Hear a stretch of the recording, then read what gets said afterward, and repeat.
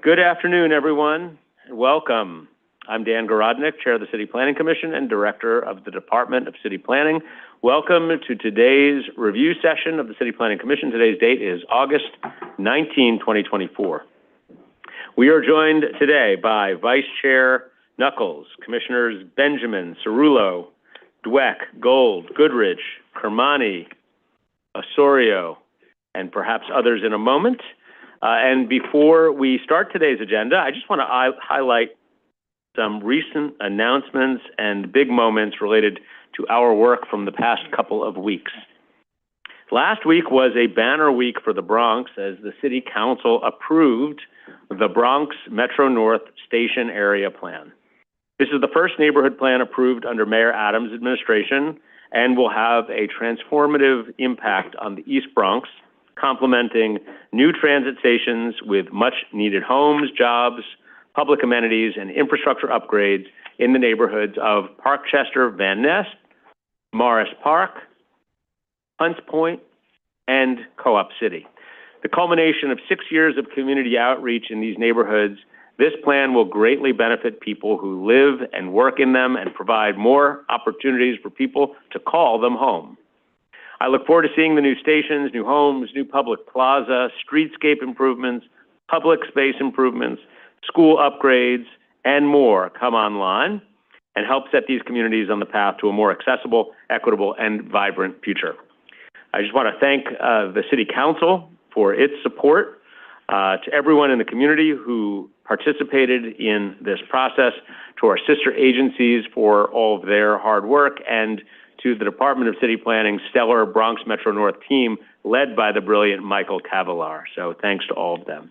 I'd also like to thank everyone who spoke at last week's public scoping meeting for the Long Island City Neighborhood Plan to bring homes and income-restricted homes, infrastructure improvements, a more resilient waterfront, and more to this vital Queens neighborhood. Around 70 New Yorkers shared what they'd like to see studied in the environmental review. We appreciate all of the public engagement and look forward to continuing this planning effort with the community. Now, on to today's agenda. We're going to begin with an application by the New York City Administration for Children's Services and the Department of Citywide Administrative Services to acquire a site at 850 3rd Avenue in Sunset Park, Brooklyn. The Administration for Children's Services headquarters and trade shop facility are leaving their current location at 150 William Street in Lower Manhattan, and the trade shop is looking to move to this location in Brooklyn. If approved, the new site would be home to 20 to 25 city employees. Sticking with city agency applications in Brooklyn, we'll next learn about a proposal by the Department of Housing Preservation and Development for a 100% income-restricted affordable housing building that would create over 170 homes. The project, located at 581 Grant Avenue in East New York, would include around a third of an acre of open public space and directly adjacent to the Grant Avenue A train stop. Can't get much closer to transit than that.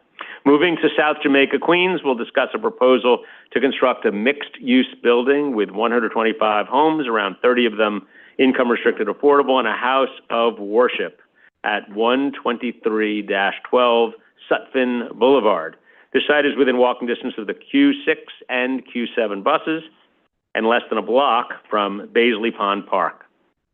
From Southeast Queens, we'll head to Northeast Queens to hear more about the Bay Terrace Shopping Center's proposed parking authorizations. The mall is looking to enlarge its retail uses but reduce its parking requirements. These authorizations will reduce the number of parking spaces while ensuring that the parking lot's layout and circulation is sufficient for customers. We will also continue our conversation about everything that we heard at recent public hearings on the proposed 962 Franklin Avenue residential project in Crown Heights, Brooklyn, and on City of Yes for housing opportunity. So with that, Madam Secretary, I'll turn it to you, and let's take it away. Good afternoon, and welcome to the City Planning Commission Review Session for Monday, August 19th, 2024. The time is 1:08 p.m., and a quorum is present. The first item on our agenda is a certification of an acquisition and site selection in Brooklyn Community District 7. Our presenter is Juki Sai. All right, Juki, welcome. Good afternoon, Commissioners. Good afternoon.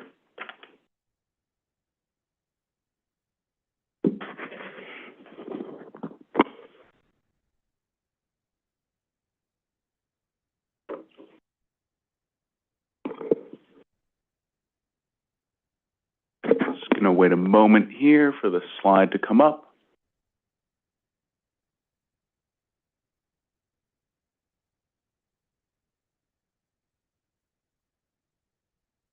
All right, excellent.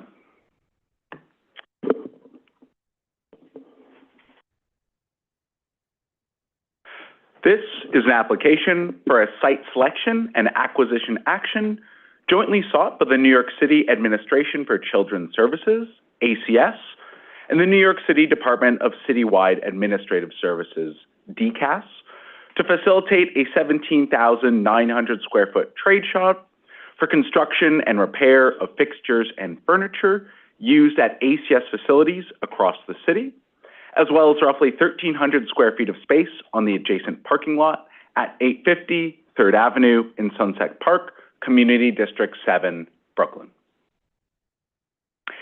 ACS provides child welfare, juvenile justice, and child care assistance for children, youth, and families in New York City. The trade shop serves 39 ACS locations throughout the city. The trade shop provides comprehensive construction and repair services for fixtures used at ACS facilities.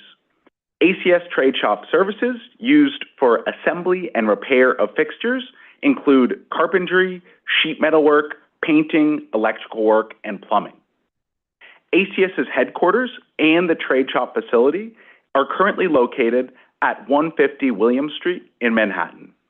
In August 2025, ACS will vacate 150 William Street and move its headquarters to 110 William Street.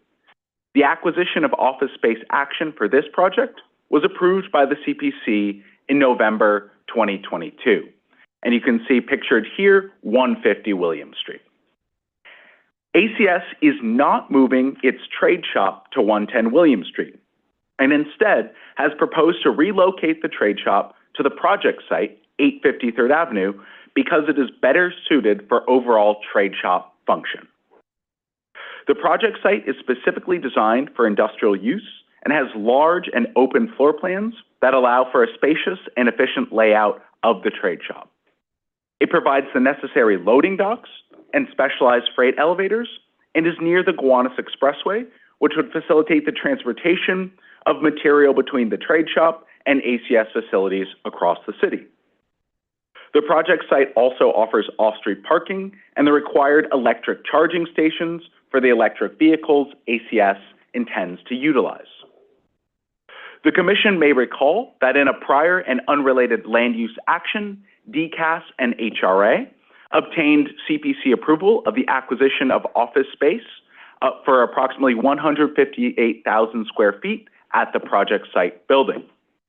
In another prior and unrelated action, DCAS and DOF, the Department of Finance, obtained approval of a 197C site selection and acquisition action for approximately 31,900 square feet at the project site building for the development of an active storage facility and a new workshop for office furniture refurbishment. The project area is in Sunset Park near the waterfront. It is bounded by 2nd Avenue to the west, 3rd Avenue and the Gowanus Expressway to the east, 30th Street to the north, and 32nd Street to the south. The area to the north and south of the project area is developed with large warehouse buildings that contain industrial, commercial, and institutional uses. This includes Industry City and the Metropolitan Detention Center labeled on the slide. To the west of the project area is the South Brooklyn Marine Terminal, home to the Sims Municipal Recycling Plant. The area to the east of the project area, across 3rd Avenue, contains a mix of single-story industrial buildings and 2 to 4-story residential buildings. To the east of that is a mix of local commercial use along 4th Avenue. The project area is in the transit zone. The 36th Street stop for the D, N, and R subway lines is roughly 6 blocks southeast of the building, and the 25th Street stop for the R train is roughly 6 blocks northeast of the project area. You can see it labeled here.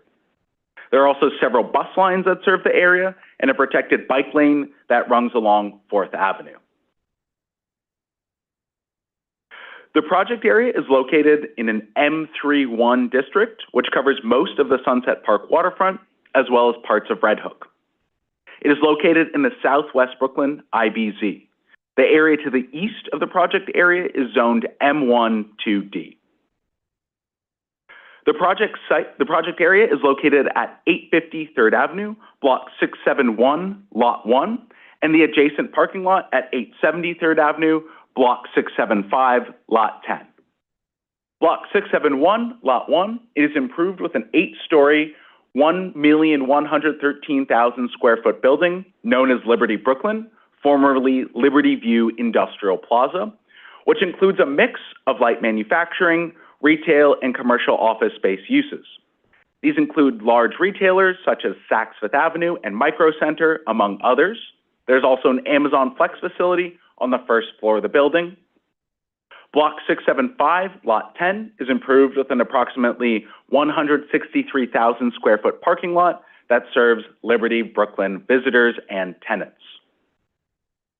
Moving through some site photos, this photo looks south on 3rd Avenue. You can follow the locator map in the lower right-hand corner. This photo looks north on 3rd Avenue. This photo looks northwest on 2nd Avenue. And this photo looks southeast on 2nd Avenue.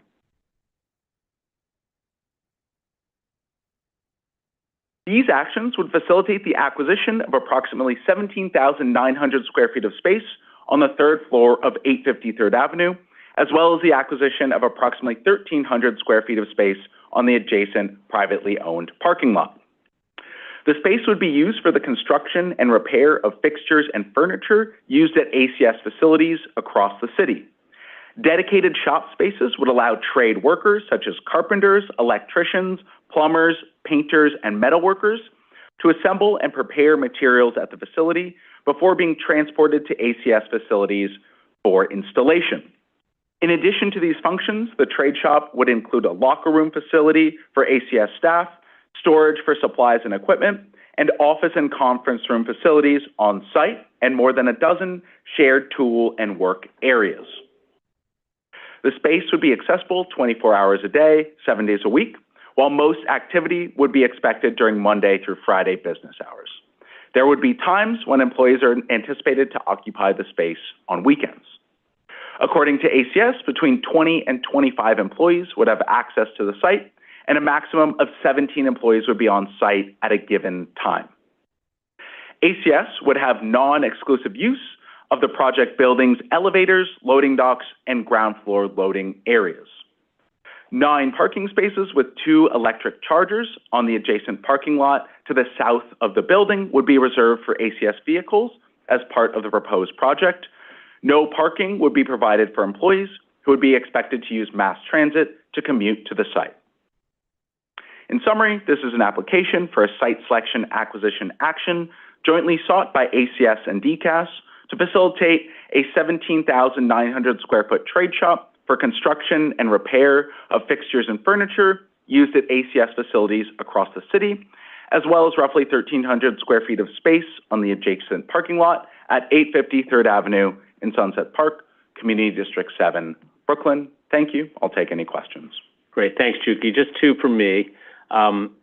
There is a number of square feet in this building that represents the maximum square footage of non-manufacturing uses that is allowed in the building. Can you remind us what that number is? And 2, does this trade shop count as non-manufacturing, or does it count as manufacturing? Thanks, Commissioner. So I guess I would just reframe a little bit. The deed restriction is more about industrial use than explicitly manufacturing use. And for the commissioners here reading along in your briefing sheet, some of that language is included. But I just wanted to read, essentially the deed restricts certain uses, and there's a set aside for office space. But as far as the uses that are permitted under the deed, just broadly in the building, it's on-site research and development, prototyping, fabrication, production, assemblage, repair and or distribution of physical goods and products for off-site sale or distribution. So those uses are just permitted broadly in the building, and then this one falls under the repair and distribution of physical goods, which are distributed off-site. So there is some space in the building that is set aside for office use that the deed restriction does permit. However, this doesn't count against that square footage. This is just a broadly permitted use in the building under the deed restriction as it's been revised. Great. So this falls within the industrial category. What was the square footage for the office? In the tranche of office space set aside in this building. I don't have it off the top of my head. It is, I believe, slightly over 200,000 square feet. But that's my memory too. But okay, all right. But most importantly, this falls within the baseline here. Exactly. Okay, all right. Thank you, Commissioner Osorio. Thank you, Chair. Thank you for the presentation. Just a quick question: what percentage of the building is currently owned by the city? So the current uses, there's just leasing. There's roughly 180,000 square feet, about one floor that was the site selection acquisition action by DCAS and HRA. That's one floor. A small portion of another floor by ACS for storage, and a small portion of another floor for this trade shop. HRA is not currently occupying that floor. So currently, I would say less than half of one floor is currently occupied or would be occupied by the city should this trade shop be sort of operating. Thank you. But just to clarify, in addition to, it would be great to know the percentage that is occupied, but just to understand your response or to confirm that I understand correctly, even though we've authorized acquiring the city, how much square feet does the city actually own there right now? So we don't own, we're leasing. We're in all of our users are leased. We're leasing, yeah. And it is just currently on site right now. The DOF storage facility, I believe I said the square footage of it. I need to remind myself, 31,900 square feet. That was on a license agreement and is now a long-term lease. Okay, thank you. And the other question that I have is, thank you so much for the background on paragraph D, as you sort of like reminded the commission right now. But I'm wondering, the deed was modified in 2020. Yeah. Could you remind us what's the process to modify the deed? What's required in order to make another modification to the deed? I believe so. I'm not an expert in how it gets modified. EDC is the city-related entity that is responsible for administering the deed restriction from when the city conveyed the building, or EDC conveyed the building to the current owner, Salmar Properties. But as far as deed restrictions, I believe that falls under the umbrella of EDC, so I don't know exactly how it gets changed. Thank you. If you can provide additional info on that, I would really appreciate it. This is, this property has come up many times, and so that would be useful. Thanks so much. Yep. Thank you, Commissioner. Vice Chair Knuckles? Yeah, the overall square footage of the building you said was 1.7, I believe you said? 1,100,000. Oh, 1.1. Yeah. Thank you.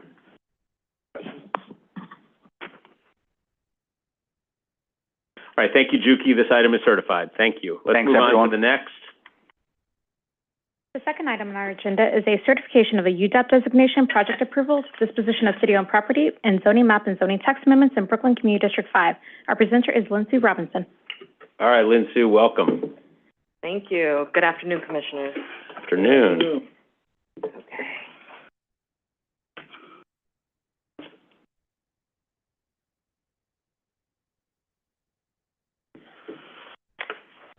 Today, I will be presenting the 581 Grant Avenue rezoning. 581 Grant Avenue rezoning is a public application by HPD requesting a zoning map amendment from a R5 to R6, a zoning text amendment to designate an MIH area, and UDAP project approval and disposition of a city-owned lot to facilitate the development of a new 7-story, approximately 144,000 square foot development, including 173 units that are 100% income restricted with community facilities and publicly accessible open spaces. Here you have a rendering showing the proposed development facing Grant Avenue with the Grant Avenue train station at the left. The project area is a Community District 5, East New York, Brooklyn, under City Council member Sandy Nurse. The project area is currently a 50,000 square foot city-owned municipal surface parking lot for the Grant Avenue subway station, located at 581 Grant Avenue in East New York City Line neighborhood, bordered by Glenmore Avenue, Grant Avenue, Pitkin Avenue, and Elder Lane. Conduit Boulevard is to the southwest, connecting Brooklyn to JFK Airport. Ozone Park, Queens is directly to the east. The Grant Avenue subway station A line is located inside the parking lot, which is in the project area. Nearby buses are Q7 and Q8. For this application, I will be referring to the Grant Avenue Municipal Parking Lot East as the project area and development site, which occupies most of the block along with 1 and 2 family homes.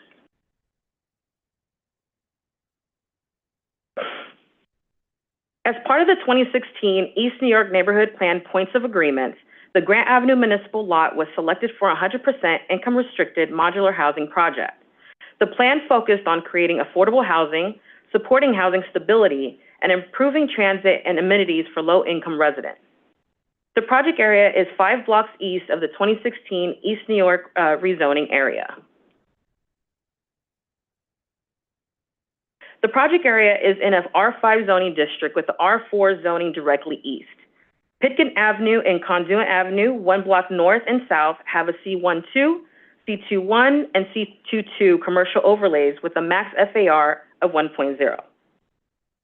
R5 zoning is a low-density residential district allowing 1 to 2 family homes and multifamily housing. The max FAR is 1.25 for residential and 2.0 for community facilities. Buildings can rise to 40 feet tall with parking required for 85% of units. The surrounding area features a mix of low-rise 1 to 3 story, multifamily and single-family homes, public facilities, institutions, and commercial buildings. Pitkin Avenue is the main commercial corridor. Institutional uses include School PS 214 and some houses of worship in the surrounding area. Next to the Grant Avenue subway station are the 2 municipal parking lots that I mentioned earlier. I will now walk you through some site photos for orientation. Here is a view of the project area to the left with 2-story residential homes on the other side facing east from Grant Avenue, where the Grant Avenue train station is located. In the background, there are 2-story family homes on Elder Lane that I will show in upcoming slides.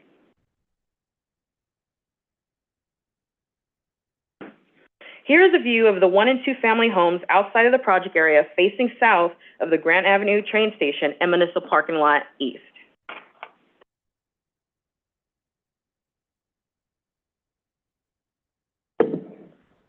Here's a view of the parking area and the Grant Avenue train station and designated municipal parking lot southeast from Grant Avenue, which occupies most of the block along with 1 and 2 family homes. Here we're looking northwest from Grant Avenue at the West Municipal Parking Lot and 2-story residential homes on Elder Avenue.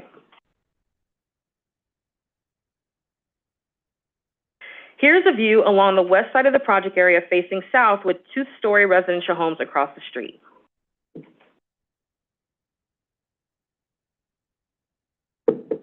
Here is a front view of Grant Avenue train station within the project area. The development site is approximately 50,000 square foot city-owned L-shaped parking lot at the corner of Pitkin Avenue and Elder Lane, directly bordering the Grant Avenue subway A station. The proposed actions would facilitate the development of a 7-story, 144 square foot building with 173 income-restricted units. The building would include 135 square feet of residential space, 800 square feet of community facilities, 16,800 square feet of public open space. The building would rise to 7 stories at Pitkin Avenue and Elder Lane, stepping down to 4 stories at Elder Lane and Gilmore Avenue.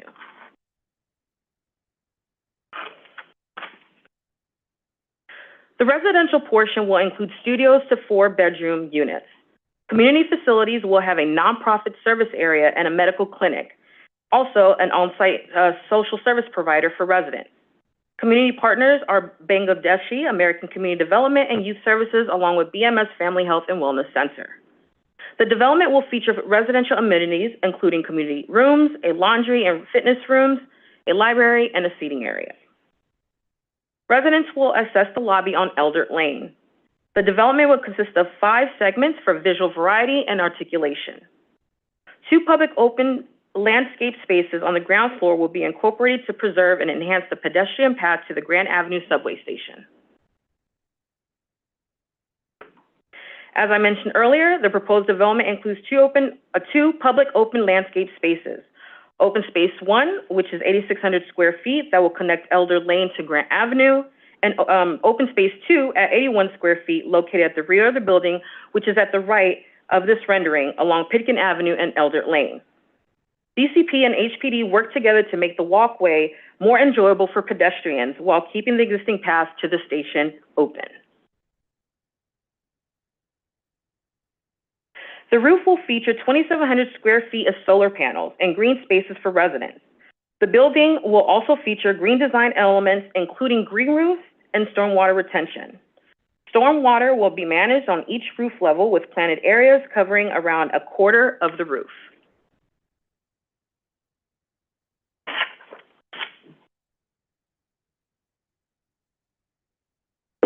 A subsurface easement for the subway line runs diagonally under the lot, restricting the below-grade excavation and allowing only partial cellar as part of the development along Pitkin Avenue and Eldert Lane. In consultation with the MTA, an elevator will be constructed to make the Grant Avenue station accessible. A construction and maintenance easement around the elevator will be provided. Planning of these easements is ongoing, and HPD may need to follow up with the zoning for accessibility certification in the future.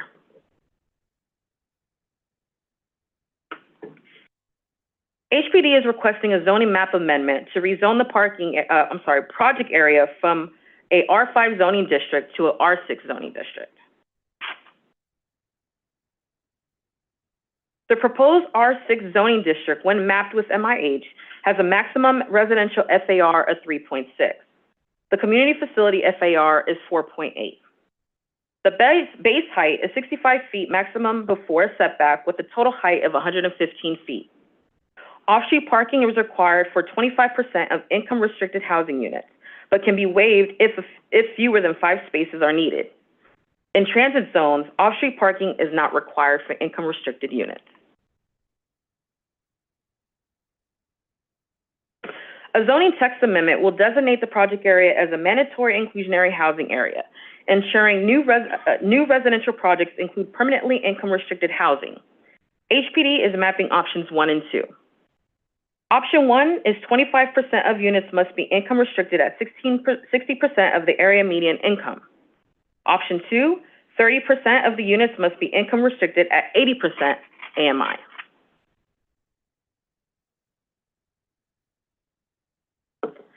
The project area would designate as an Urban Development Action Area, and approval for an Urban Development Action Area project, also known as UDAP. A UDAP is a designated area where the city-owned property in need of urban renewal is disposed of for redevelopment. This designation provides incentives and tools to improve and transform the area with new housing and improve public spaces. Additionally, the city-owned property will be disposed to a sponsor chosen by HPD at a later time as part of this action.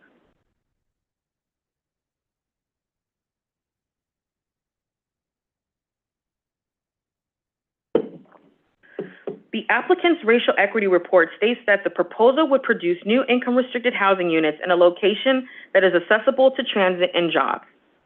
Based on PUMA, the median household income for this area in Brooklyn is an estimated $47,000, which is significantly lower than the city's median income of $87,000. The table shows the AMI bands for the 173 new housing units in the proposed development. 53 units are designated for formerly homeless, 70 units for very low income, 29 units are allocated for low income, and 21 units are allocated for moderate income.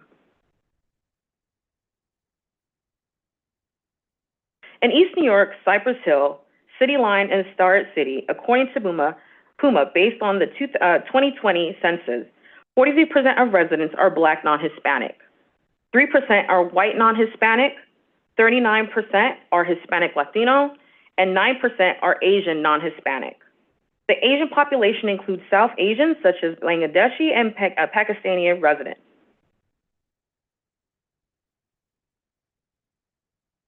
From 2010 to 2020, the Asian non-Hispanic population surged significantly, with a 64% increase in East New York and Starrett City. The Black non-Hispanic population decreased by 3%. The Hispanic Latino population grew slightly with a 10% increase, while the white non-Hispanic population saw minor changes, decreased by 4%. This data highlights significant demographic shifts, particularly the substantial growth in Asian non-Hispanic population, alongside a declining Black non-Hispanic population across these regions.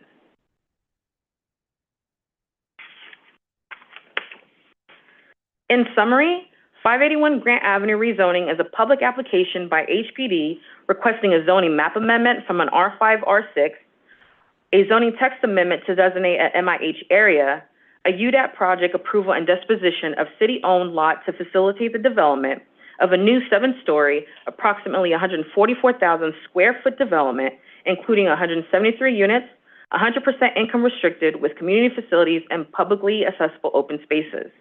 This concludes my presentation, and I'm happy to take any questions. Great. Thank you very much. Commissioner Osorio? Thank you, Chair. Thanks.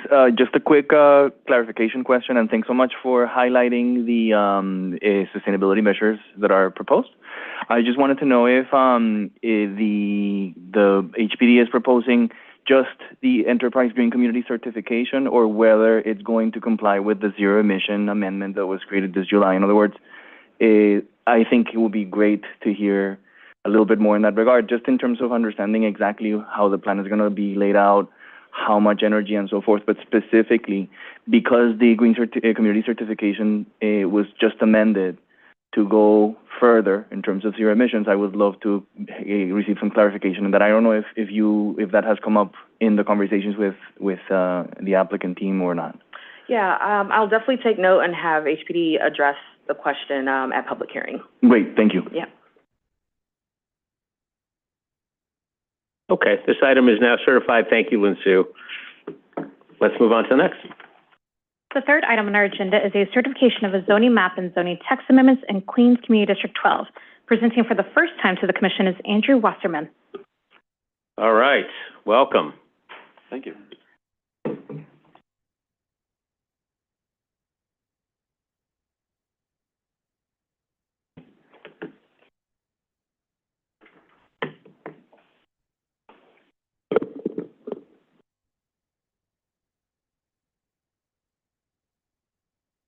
All right, great. Good afternoon, everybody. Thanks for having me. Good afternoon.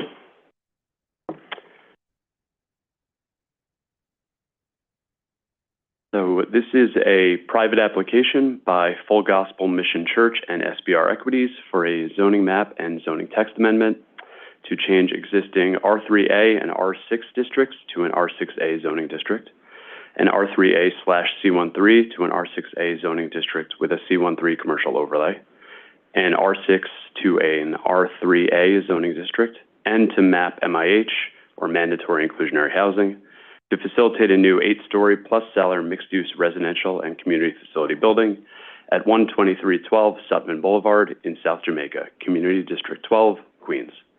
The building will have 125 dwelling units, of which 31 would be income restricted. The project area is located in Council Speaker Adrian Adams' district. The project area, seen here highlighted in red, is located in South Jamaica.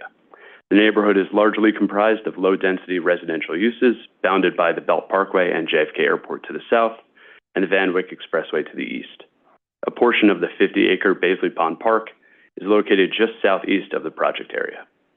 Public transit access in this area is limited, with the closest subway lines, the E, J, and Z, about 2 miles north in Jamaica.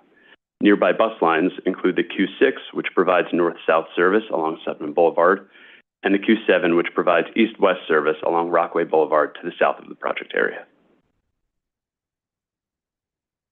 The project area was mapped R32 in 1961 and was changed to R3A and R6 districts in 2011 as part of the South Jamaica rezoning to permit moderate increases in residential and commercial density along main corridors while maintaining lower density areas. The surrounding area immediately east and west of the project area are mapped with R3X and R3A zoning districts respectively, primarily developed with 2 to 3 story, one and multifamily residential walk-up buildings. To the north and south of the project area, within the R6 district, are residential, commercial, community facility, transportation, and utility uses. There are 4 and 8 story multifamily residential buildings and 1 to 2 story commercial and mixed-use buildings. Here is an aerial image showing the existing conditions of the site. The project area, outlined here in the black dotted line, includes portions of 2 blocks. South of 123rd Avenue is block 12051. The project area consists of lots 71, 74, and parts of lots 57 and 155. The development site is outlined in red, which consists only of lot 74. The northern portion of the project area in block 12045 consists of lots 13, 14, 15, and parts of lots 10 and 16. As you can see, the northern portion is not subject to planned redevelopment. The development site, highlighted in red, is currently vacant with a partially built structure. The existing structures in the rest of the project area that are not subject to redevelopment plans are 2-story mixed-use residential and commercial buildings in the northern portion, and in the southern portion, a 3-story residential building and an electric substation owned by Con Ed. The project area primarily has frontage on Sutphin Boulevard, which is a 75-foot wide street, and spans 123rd Avenue, a 60-foot wide street. Directly south of the project area is Public School 223, Lyndon B. Johnson School, and its accompanying 3-story building. Southeast of the project area is the Sutphin Playground, which is part of Baisley Pond Park. Here's a different view of the project area, just showing the nearby apartment buildings to the north and south, or right and left from this image. And this photo looks northwest from the corner of Sutphin Boulevard and 123rd Avenue towards the project area, showing the mixed-use buildings which are not included in the redevelopment. Here we see the building's ground floor retail and community facility uses with dwelling units on top. This photo looks west from Sutphin Boulevard towards the project area, showing the electric substation and the northern block, which are not included in the redevelopment. Oh, whoops, sorry, that is the wrong. That was this image. So here we see that Con Ed substation and those other buildings north of 123rd. In this photo, looking southwest from Sutphin Boulevard towards the development site, we can see that mostly vacant lot with the partially built structure.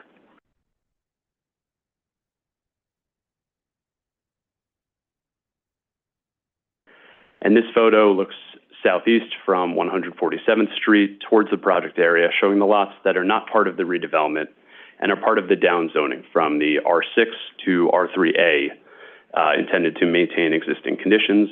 Here we see the 3-story residential building that exists there. Here's a rendering of the proposed development, which is an 8-story plus cellar mixed-use residential and community facility building with approximately 88,000 square feet of total floor area. The cellar and ground floor levels will contain approximately 9,800 gross square feet of community facility space for planned occupancy by a house of worship, which is currently located within the project area on the northwest corner of 123rd Avenue and Sutphin Boulevard. The 2nd through 8th floors will contain approximately 125 dwelling units, including 31 income-restricted units, pursuant to MIH Option 1. The proposed development will also include 55 residential accessory vehicular parking spaces on paved open land at the rear of the building, and 63 bicycle parking spaces on the ground level, accessible via a new curb cut that would replace an existing curb cut on Sutphin Boulevard. Access to parking is indicated by that gray arrow on the right side of the image.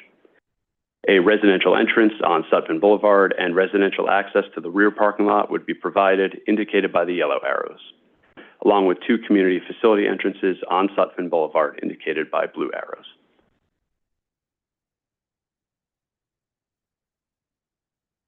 To facilitate the proposed development, the applicant is proposing a zoning map amendment from R3A and R6 zoning districts to an R6A zoning district on the lot that encompasses the development site.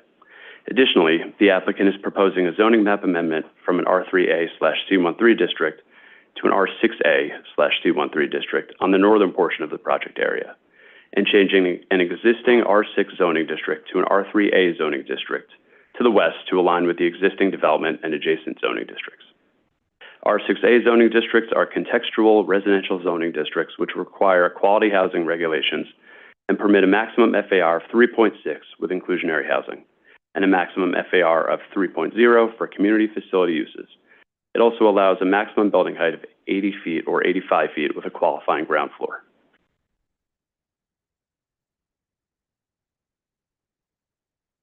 In addition to the zoning map amendment, the applicant is proposing a zoning text amendment to map mandatory inclusionary housing on the site pursuant to options 1 and 2. Shaded in dark gray on this map, the MIH boundary would be coterminous with the proposed R6A zoning district, encompassing the development site. I'll note that the MIH boundary does not incorporate, the whole rezoning boundary, as the southwest portion of the project area fronting 147th Street is where the project area is being downzoned from an existing R6 to an R3A zoning district, which does not trigger MIH requirements.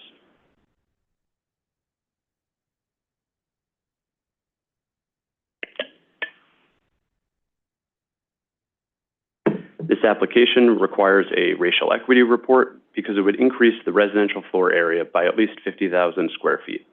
The estimated median income for Queens Community District 12 is approximately $69,000 per year, which is lower than the AMIs for the Borough of Queens and New York City overall.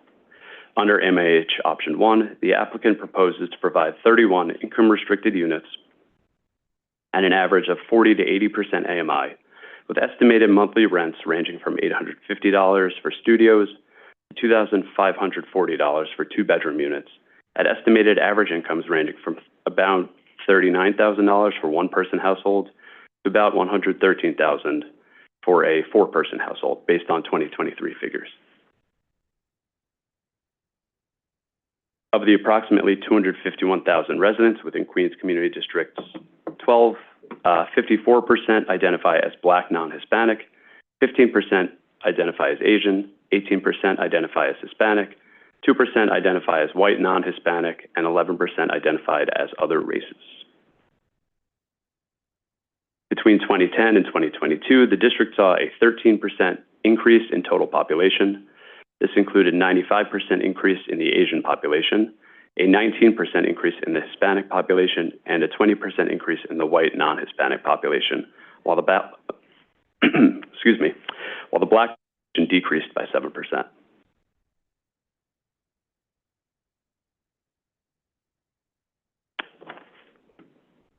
In conclusion, the applicant proposes a zoning map amendment change from an R3A and R6 district to an R6A district, an R3A with a C13 commercial overlay to an R6A district with a C13 overlay, and an R6 district with an R3A district. An R6 district to an R3A district, as well as a zoning text amendment to map an MAH area to facilitate the development of a new 8-story mixed-use building with a total of 125 dwelling units, including 31 income-restricted units. According to this applicant, this is appropriate because the development site is an underutilized vacant lot in a district that needs affordable housing. R6A is appropriate and would facilitate the House of Worship's program in addition to housing, which is consistent with other proposals throughout Southeast Queens. This concludes my presentation, and happy to take any questions. Excellent. Thank you. Congrats. Well done. Let me start with the Vice Chairman, Mr. Knuckles. Thank you. So just for clarification, the development site with the partially built structure, I assume that's the House of Worship, or the intended, what's owned by the House of Worship? Yes. Okay. So under this development scheme, would the community facility be condoed out and be owned by the House of Worship, or do you know? Very good question. I don't know that off the top of my head, but I could definitely get back to you about that. Thank you. It's a really good question. Commissioner Benjamin? Thank you very much, and welcome to your first show before the commission. Thank you. You were very good. My question is about the distribution of the bedrooms. of the 125 units, how many of them again were, what I saw was that only 32 were 2 bedrooms or more. And they were basically 2 bedrooms, and they're in the corners. I'd ask the developer, since I know this area well, there also is a tremendous need for family housing. Is there any way we can get more family housing out of this development? With our zoning increase and other things, I think we should be trying to get as much family housing as opposed to studios as we possibly can. Of course, thank you for that question and comment. The plans right now are purely illustrative, so I don't think that's exactly what the building will look like, but we could definitely share that feedback with the applicant and see, you know, if there's any way they could increase the... Yeah, I'd like to see them come back with something that had more family-oriented spaces. Yeah, definitely. Thanks. You.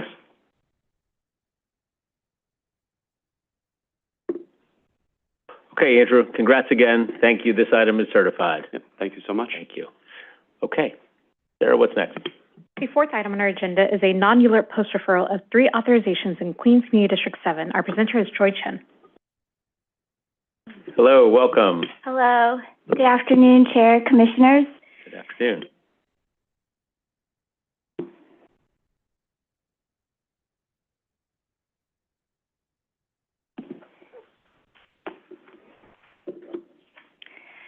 The Bay Terrace Shopping Center parking authorization was referred out on June 21st to Community Board 7 Queens and is back today for post-referral review. The applicant, Cord Meyer Development Corporation, is seeking 3 parking authorizations under zoning section 36-023 for parking layout, parking reduction, and parking landscape requirements in C4-1 zoning districts. This is a neighborhood context map showing the project area. As you can see, it is a very auto-dependent area in North Bayside, Queens. The nearest subway station is the Flushing Main Street number 7 train, which is approximately 3.4 miles west from the project area. The project area is located at 21245 26th Avenue, bounded by 26th Avenue to the south, Bell Boulevard to the east, and 23rd Avenue to the north. For additional background, the Bay Terrace Shopping Center was constructed in 1960, and it's really been a mainstay in this part of Queens as a commercial hub. Between 1991 and 2002, as new development occurred and there were commercial enlargements along with other alterations, 4 group parking facility authorizations were previously granted by the City Planning Commission pursuant to ZR Section 36-023. The shopping center contains many local retail, service, and entertainment uses, and it's located primarily in a C4-1 district, which is an R5 residential equivalent.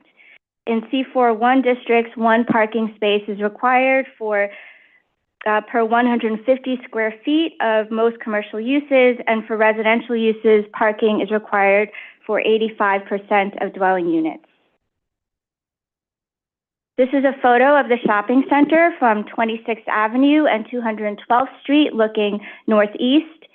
The existing configuration of the shopping center currently contains 1,653 accessory open and enclosed parking spaces, which are located primarily along the interior portion of the site, as well as along this 26th Avenue frontage that you see here. This is a photo of the shopping center from Bell Boulevard and 24th Avenue looking northwest. This illustrates the main entrance to the shopping center. And this is a photo of the shopping center from the interior of the site facing south. The 3 City Planning Commission zoning authorizations are needed at this time because the applicants will be proceeding with a zoning lot subdivision at the southwest corner of the project area indicated in yellow for future as-of-right residential development, thus eliminating 278 spaces from the existing upper parking area, as well as proposing an enlargement of retail building R located in the southeast portion of the main level indicated in red. The first authorization action is to allow group parking facility in C4-1 district, which is accessory to a commercial development on a zoning lot in excess of 4 acres. And this authorization is being triggered because of this proposed commercial enlargement in Building R. The second authorization is to allow a reduction of the total number of parking spaces by 24.5% from the required 1,748 spaces to a proposed 1,320 spaces. This reduction reflects the decrease in parking that results from the removal of the yellow area for future as-of-right residential development.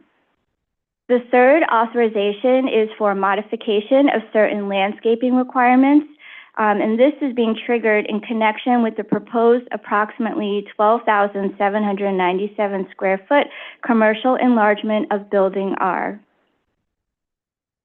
The upper level site plan shows an elimination of 278 spaces from the existing upper level parking area indicated in yellow that is anticipated to become a new zoning lot in order to accommodate future as-of-right residential development. The authorization to reduce parking would facilitate enhanced circulation and freer flow of vehicles. The lower level site plan shows a proposed reconfiguration of the Bay Terrace Shopping Center to facilitate anticipated future residential development and the proposed commercial enlargement. All vehicles will be accessing the parking garage located at the northwest corner of the development site via the lower level shopping center entrances. While the applicant is proposing to change the number of parking spaces and the shopping center's parking space layout, the internal drive aisles that traverse the shopping center will continue to connect to the same internal parking areas for the garages and exits on the lower level to which they have historically been connected and thereby remain substantially unchanged. The landscape plan shows that while the proposed group parking facilities perimeter landscaped areas will not fully comply with the perimeter landscaping requirements prescribed by zoning, which is why they need this authorization being triggered by the commercial enlargement of Building R, the applicants say they will still adhere to the perimeter landscape requirements to the maximum extent possible, and they will add additional landscaped areas. On the site plan, the dark green areas are the existing landscaped areas, and the dark green is new landscaped areas, and the light green is the existing landscaped areas. This third authorization is needed because, they cannot strictly comply with zoning due to required compliance with previous approvals over the years, as well as due to minimum parking stall and aisle dimensions. So physical barriers also exist, which is why this landscape authorization is being requested.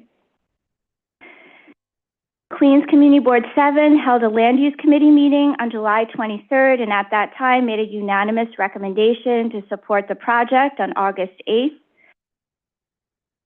In summation, according to the applicant's statement of findings, each of the findings are met for each of these 3 separate City Planning Commission parking authorizations proposed by the applicant in a C4-1 zoning district. These authorizations are also similar to 4 prior authorization applications granted between 1991 and 2002, each of which involve more substantial commercial enlargements to the shopping center.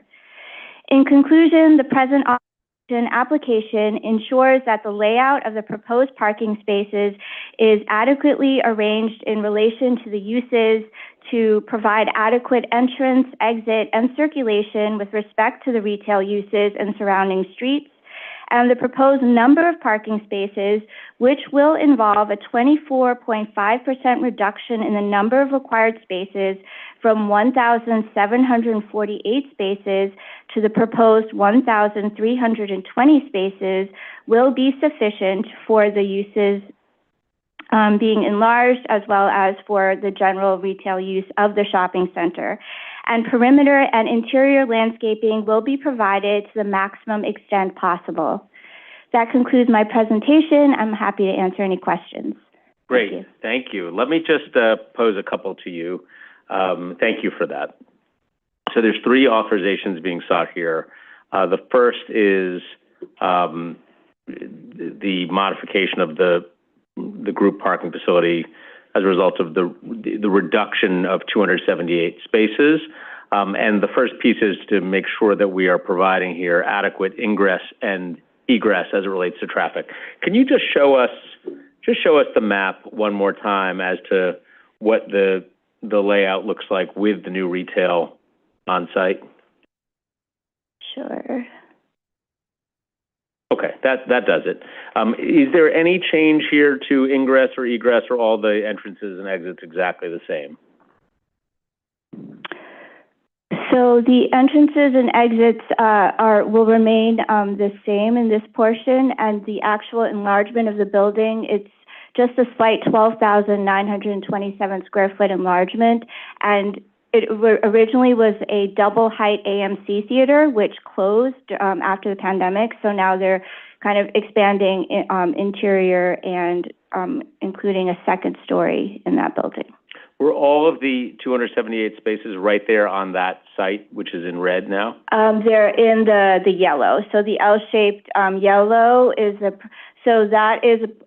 had a lot of additional parking space. That had 278 spaces, but the applicants for future as-of-right residential development are proposing, a zoning lot subdivision. So that is kind of taken out of the equation right now, which is also why they need a parking reduction. Okay, so there's the subdivision for a future residential development and the expanded retail, but it is the expanded retail which triggers the need for the authorization. Correct. Is that correct? Yeah. Okay. Reducing the parking here by an amount that does not exceed 50%. You said this is 24.5%, correct? Okay, and then lastly, modifying the landscape requirements. Obviously, there's an existing parking lot here, so for them to fully comply with new landscaping requirements is difficult, but they are adding landscaping pursuant to this slide here, which is the darker green areas. That's the additional landscaping, is that right? Correct. Okay. All right, got it. Thank you. Okay, great. Thank you. We're going to schedule this one for a vote at a future meeting, and thank you very much. Thank you. Okay. The 5th item on our agenda is a pre-hearing review of an office space acquisition in Manhattan Community District 6. Our presenter is Ali Soon. All right, Ali, welcome. Hi there.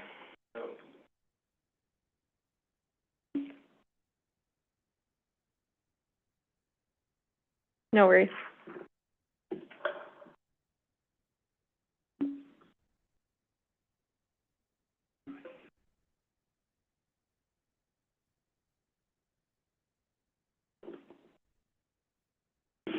All right.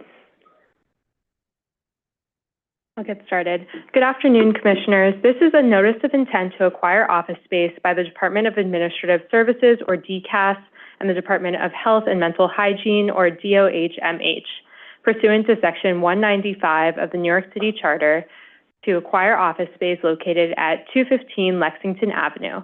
The site is located in the Kips Bay neighborhood of Manhattan Community District 6. The acquisition of this space will be used for DOHMH's Poison Control Center, or PCC. The PCC provides comprehensive poison prevention and treatment services for New York City, including a 24/7 poison control hotline. 215 Lexington Avenue is located on the block bounded by East 33rd Street to the north, 3rd Avenue to the east, East 32nd Street to the south, and Lexington Avenue to the west. The site lies within a C6-2A district. The surrounding area is characterized by a mixture of medium and high-density commercial, residential, and institutional uses. The area west of the proposed site is primarily high-density commercial uses, while the area east of the development site contains more mixed-use and residential buildings. The area is well served by public transit. The 33rd Street subway station is located 1 block to the west, providing access to the 4 and 6 lines. There are also several buses that stop nearby, including the M101, 102, 103, 34 SBS, and 34A SBS. Here you can see the current location of the PCC at 455 First Avenue, about 10 blocks southeast of the proposed site. The need to relocate the PCC was identified in the citywide Statement of Needs for fiscal years 2023 to 2024, and then updated in the Statement of Needs for 2024 to 2025. The existing building at 455 First Avenue is planned to be demolished and redeveloped by EDC as a life sciences hub. Here's some visual context for the mid to high density commercial and residential uses in the surrounding area. This image shows the site looking northeast. The existing building is highlighted in red. Here we can take a closer look at the proposed office space site, which again is located on Lexington Avenue between East 32nd Street and East 33rd Street.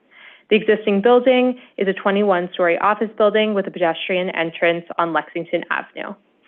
DOH-MH plans to occupy approximately 11,500 square feet of space on the 12th floor of this building for the PCC office.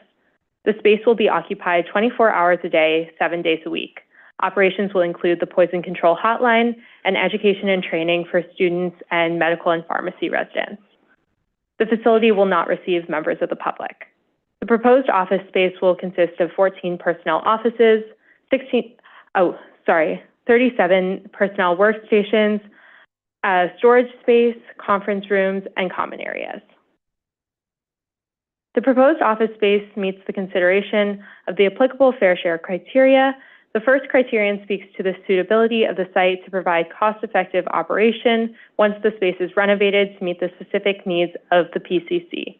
The second criterion relates to the suitability of the site's size and location for operational efficiency. The site is easily accessible to mass transit and will be accessible to staff and visitors, including people with disabilities.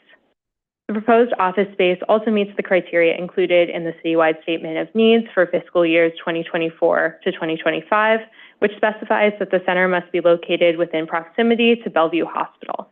The site is located about 3/4 of a mile from Bellevue. Oh, I don't know what happened to the last slide, but the last slide is just a summary. In summary, the applicants are requesting a PX action for the notice of intent to acquire office space pursuant to Section 195 of the New York City Charter to facilitate the relocation of DOH-MH's PCC office from 455 First Avenue to 215 Lexington Avenue. This concludes my presentation, and I'm happy to take any questions. Great, thank you. And we're going to pick this one up for a public hearing on Wednesday. Yeah. But let me see if there are any questions for you before we go ahead and do that. Commissioner Gold. Just one quick one. Forgive me if you mentioned it. How much space are they coming from to the 11,500? How much space do they have in the existing building? Yep. I'm not sure, but I can go ahead and ask that question and make sure they address it at the public hearing. Perfect, thanks. Okay, great. Thanks, Allie. We will pick this one up on Wednesday. Thank you. All right, Sarah. The sixth item on our agenda is a pre-hearing review of a special permit in Manhattan Community District 5. Our presenter is Ezra Mosier. Good afternoon, Hey, everyone. Ezra. How's it going? Cool. Wait for the Prezi.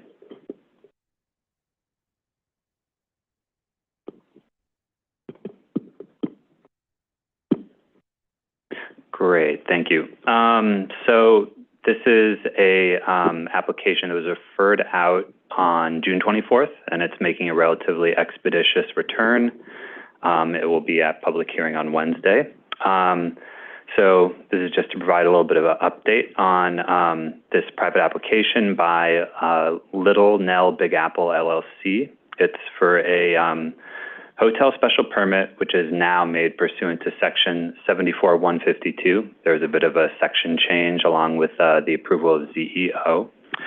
And the proposal seeks to convert empty office space to transient hotel use. It's also located at is part of the Rockefeller Center complex within Manhattan CD5 in the heart of Midtown. So this is a sectional view of the proposed hotel. The area that's going to be dedicated to hotel uses is actually highlighted in yellow, as you can see. So it would occupy portions of the cellar level and subcellar level below grade. It would have a lobby on the ground floor, and then the hotel itself and its amenities would occupy the 7th through 16th floors. The proposed hotel would contain about 131,000 square feet zoning of floor area and 136 rooms. And as I noted, it would have its own dedicated entrance on West 48th Street. The lobby would include a full-service hotel elevator, as well as 2 guest elevators, which would provide exclusive access to the floors highlighted in yellow, because the lower levels are intended to remain retail and commercial office. So let's see. Anyhow, just to cut to the chase, to carry out these changes, the applicant's requesting a special permit, again pursuant to new Section 74-152, to facilitate an office-to-hotel conversion in the building that's located at 10 Rockefeller Plaza, again, part of the Rockefeller Center complex. The necessary findings here are that, 1, the site plan addresses any potential conflicts between the proposed use and adjacent uses. This includes items like the location of the building entrance. 2, that such use does not cause undue vehicular or pedestrian congestion or impede any loading operations. And 3, lastly, that it doesn't impair the future use or development of the surrounding area. And again, the proposed hotel is fully within the envelope of the existing building, and this was vacant office space. So on July 11th, the Community Board passed a resolution recommending approval, no conditions, with 37 in favor, 0 in opposition, and 1 abstaining. And then the Borough President also recommended approval, no conditions either, and believes the applicant's proposal adequately addresses any potential congestion impacts, and he generally supports repurposing of underutilized office space to improve tourism and economic activity. So that concludes the presentation. Happy to answer any questions on this. Okay, great. Again, we're picking this one up for a public hearing on Wednesday, but let's see if there are questions for Ezra. Commissioner Dweck? Can you refresh my memory if this is the first application under the special permit besides the Grand Hyatt? Well, actually, it's a first standalone one under the 2021 proposal. Willets Point did include a hotel special permit in it, so that's technically the first one. And the Hyatt got to sneak in under the old East Midtown Subdistrict hotel special permit regs, so that's technically a different regimen than this one, but we sought to consolidate various, disparate hotel special permits into one kind of broad text. So this is the first one that's a standalone hotel under this text. Does an office floor plate lend itself better to a hotel conversion over a residential conversion? And can you tell me why, if so? That's a good question. I think that's best answered by the applicant, but I think that, an older building like this probably could lend itself either way. They're comparatively smaller floor plates. These aren't, the particularly deep ones of some of the buildings that we see down here in Lower Manhattan, but I'll let the applicant answer that. They're planning to present at the public hearing. And can you inform me what the requirements for light and air are on hotel rooms? I'm not 100% sure off the top of my head, but I do, if my recollection serves me right, they're essentially what CHO is looking to move light and air regs to, so it's, in line with the MDL. Thank you. Thank you, Commissioner. Okay, thank you, Ezra. We're going to pick this one up on Wednesday for the public hearing. Great. Thank you. Okay, Sarah. 7th item on our agenda is a pre-hearing review of a zoning map and zoning text amendments, special permits, and authorizations in Brooklyn Community Districts 11 and 12. Our presenter is Joshua Vogel. Hey, Josh. Thanks, Sarah. Hello. Good afternoon, Commissioners. You all have a relaxing weekend.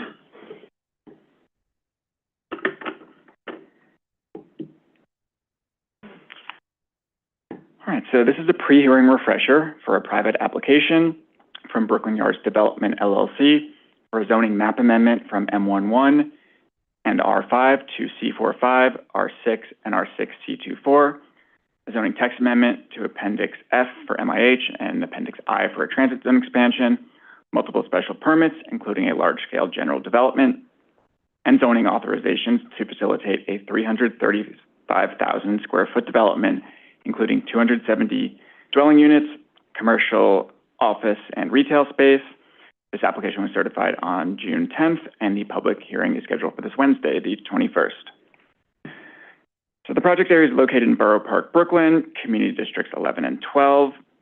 The project area is above an active railroad right-of-way that is proposed for the Interborough Express, or IBX, transit project. MTA sold the air rights of these 3 lots in 1985. The project area generally consists of 4 blocks bounded by New Utrecht Avenue, 59th Street, 16th Avenue, and 62nd Street. Project area has great transit access with entrances to 2 subway stations and a bus line less than 2 blocks from the project area. And as we can see here, the development site consists of 3 blocks and 3 sites, sites A, B, and C. The 4th block of the project area we can see just south of site B is not proposed for rezoning or development, and it's included solely as the transit zone expansion. 270 dwelling units are proposed, including 81 income-restricted units pursuant to the MIH workforce option, and accessory parking for 40 vehicles is provided on Site C. It would primarily consist of 5 to 6 story walk-up and small elevator buildings, and Site A would also feature a 10-story office building fronting New Utrecht Avenue all the way to the left in this rendering. The proposed development would include 3,700 square feet of publicly accessible open space, a plaza on Site A at New Utrecht, a landscape area with benches on the 61st Street side of Site B, and a playground on Site B's 60th Street frontage. As we can see in this image, dotted line in green, it would also include a private landscape pathway, which would create a pedestrian network that links all 3 sites, allowing residents access to their units. As I mentioned, the proposed development would be built on a platform above the Long Island Railroad right-of-way. The applicant has stated that they've coordinated with MTA to ensure the platform and columns would not impact existing or future rail service, and will coordinate with MTA before seeking DOB permits. This application only reflects what will be built above the platform, not the placement of the columns for support below. A 10-story portion of Building 1 on Site A would be office space set back from New Utrecht to accommodate the public plaza, along with a 2-story portion that would contain retail, also located at the New Utrecht street line.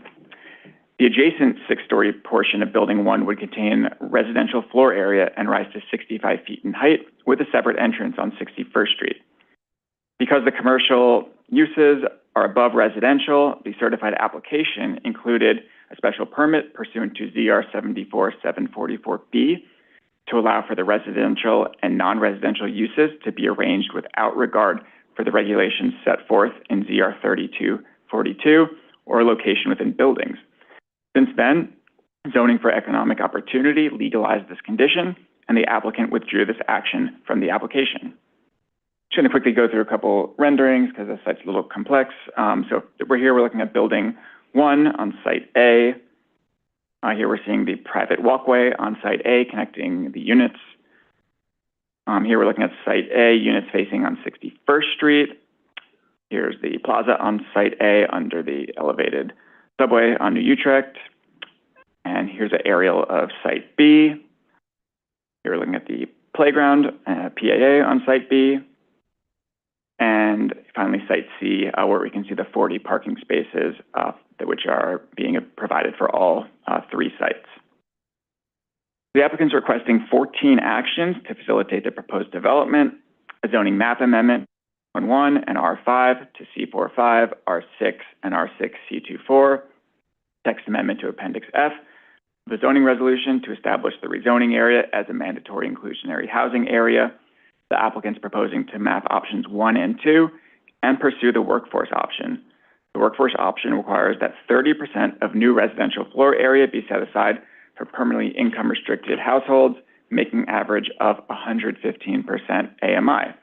No public funding is available for this option. The applicant also proposes a text amendment to Appendix I of the zoning resolution to establish blocks 5509, 5516, and 5523 as part of the transit zone. A special permit pursuant to ZR 74-743 for large-scale general development is being requested to distribute floor area and lot coverage without regard for zoning lot lines and district boundaries, to permit the location of buildings within the large-scale general development without regard for applicable yard and court regulations, for modifications of distance between legal window and lot line requirements, and to modify parking location requirements. The applicant is seeking 3 additional special permits, 1 per zoning lot pursuant to 74-681, which are required to allow development over the active Long Island Railroad right-of-way. The final special permits pursuant to ZR 74-533 would waive accessory off-street parking requirements for the market rate dwelling units on sites A and B. And lastly, for the authorizations, the applicant seeks an authorization pursuant to ZR 3672 to waive required enclosed bicycle parking spaces accessory to the commercial uses within Building 1, along with 3 authorizations pursuant to ZR 2582 to waive enclosed bicycle parking spaces accessory to the residential uses on sites A, B, and C. On June 18th, 2024, Community Board 11 held a public hearing, and on June 25th, voted to approve with 37 in favor and 3 against. Also on June 18th, 2024, Community Board 12 held a public hearing, and on June 20th, voted to approve with 28 in favor and 1 against. Both community boards, in their considerations, noted that the applicant committed to double the number of parking spaces from 40 to 80.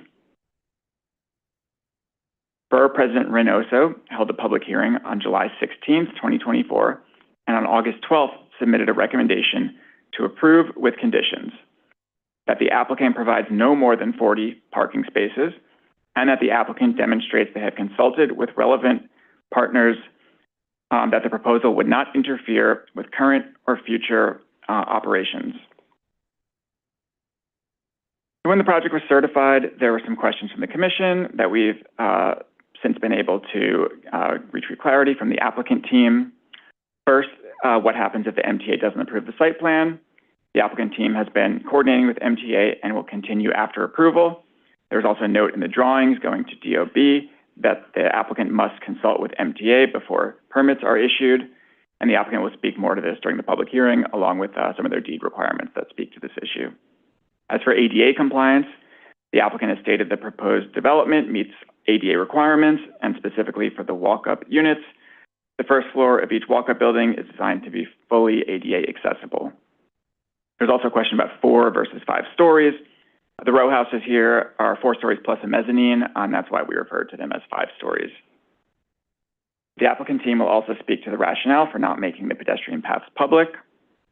We are also asked to detail the open space analysis at certification. So just to get into that, the seeker analysis concluded the active open space ratio would decrease by 0.82%.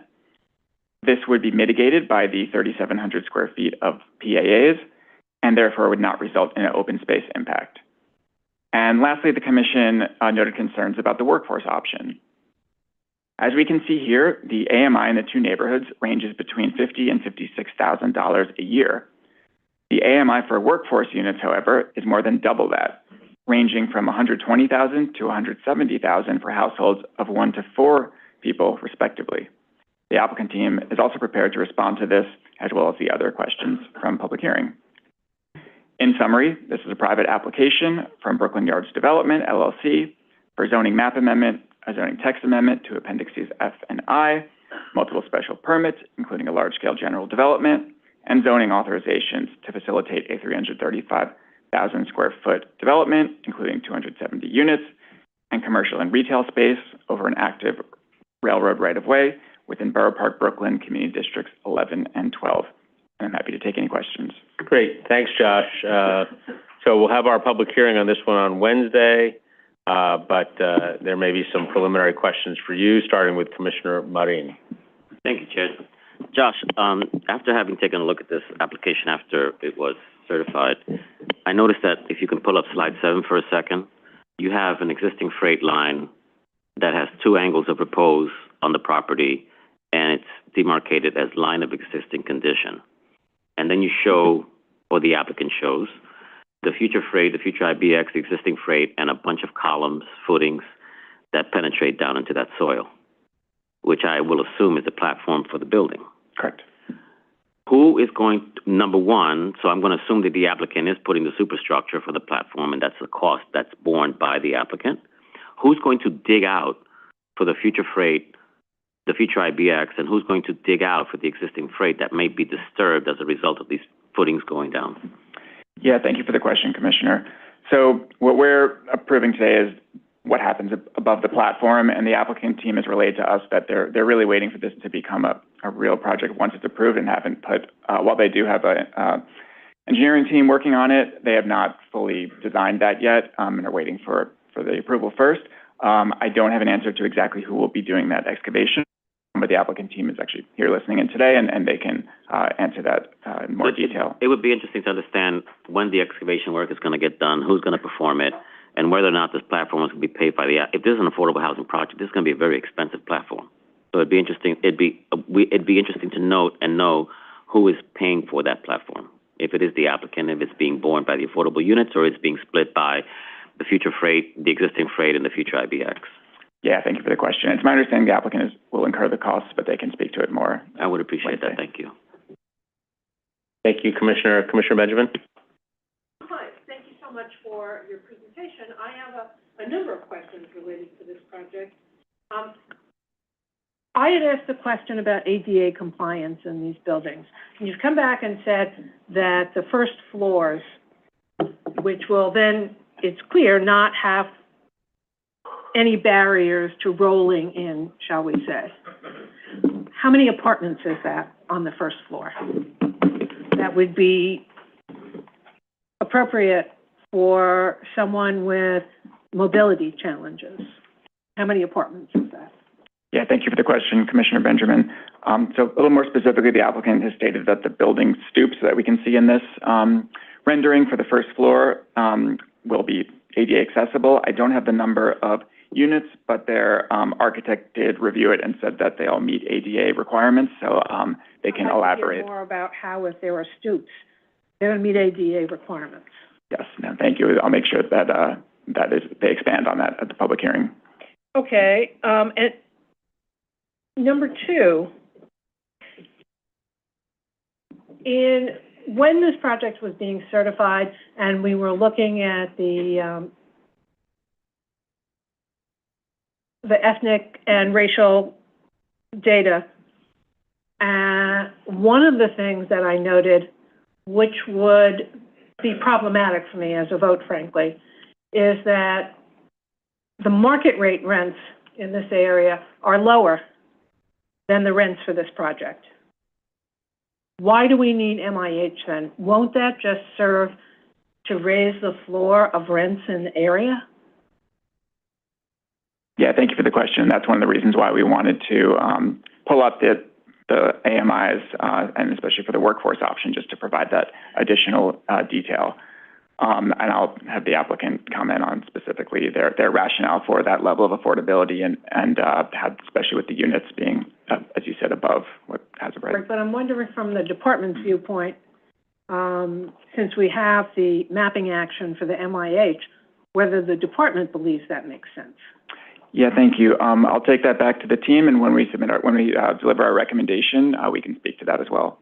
Okay, because I would say that I don't see a way that I would vote yes on that.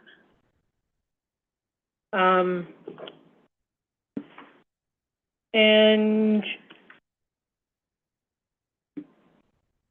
in terms of I know they're going to say they don't have the complete layouts yet, but how many of these units, of these will be family units of 2 bedrooms or more?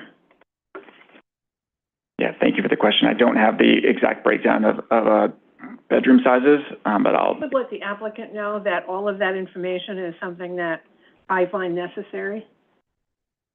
Yes, will do. Thank you. And last but not least, as a design issue, if you go back to the slide that had the rear view with the platform, that one? Yep. Yes, this one. Is that really the best landscaping they can do, or that their architectural team can show us? Because that does look incredibly, either like those people are being gated in, and when you combine it with the slide before, which is the open space and the gates there, it looks like a gated community in the middle of Brooklyn, which is concerning. So perhaps they could talk about this as just an idea and not what they would actually do, because this, and number two, it doesn't stop someone from going over and underneath. So I'm not sure what that fencing is for, other than the people who live there not jumping down.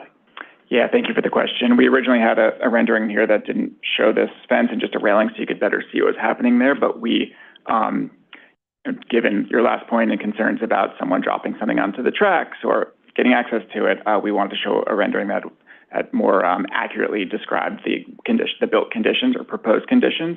Right, now it shows that the residents can't do it, but it also shows that anybody who's standing in that green space can clearly do it. Yeah, so that green space is that's where the street is and the trench. So the public, on the sidewalk, just south of here, does not have access to that space. It's walled off, but understood on the issue for residents in the building and how that space. I'd like to see more than if that's owned by the applicant and is being treated so that, I'm sure the MTA will want this too, so that one can't get access by climbing. I mean, that fence, that wall does not seem to me impenetrable. It seems potentially like an attractive nuisance that would attract young people in particular to, I would sled down that. Yeah, no, thank you for the concern. Not right now. Yeah, understood. And we'll make sure to speak to that in more, or for the applicant to speak more detail to that on Wednesday. Thanks. Thank you, Commissioner. Commissioner Sorio. Thank you, Chair. Thank you, Josh, for the presentation and for addressing the questions that came up, or listing the questions that came up at the certification. I concur with Commissioner Benjamin's question on the rent discrepancy, but I wanted to ask you 2 quick questions just in prep for Wednesday. We'll follow up with the applicant directly on the rest. Since the MTA letter, has there been any review from the LIR on the property that you know of? Yes, they've been coordinating with both LIR and New York City Transit. But what are the results of that? I didn't receive any of that in the package. So in the certification package, there was a letter. No. Since then. Oh, yeah, no, thank you. I am not aware since certification of how the discussions are ongoing, so the applicant team can speak to that on Wednesday if they have been. Okay, but you haven't seen anything. And no. So, on the same track, I had a similar question. Per the Borough President's recommendation, have we received any documentation affirming that the proposal doesn't interfere with passenger and freight operations? I think that this is more of a question for DOT, EDC, in terms of the larger plan. Have you received anything along those lines? So for DOT, all the streets that connect to the site are technically DOT city-owned bridges, and one of them, there's a curb cut too for the parking. So on that level there, DOT has been involved, and there is also a note, I think it's in the drawings, that says in addition to the MTA, that the applicant has to consult DOT before permits can be issued. But my question is, so far, and in preparation for Wednesday, you haven't seen any, they haven't concluded or observed anything yet? not since certification. Okay, got it. Cool, thank you. Thank you. Thank you, Commissioner. Okay. All right, thank you. We're going to pick this one up on Wednesday. Thanks, Josh. Okay, Sarah.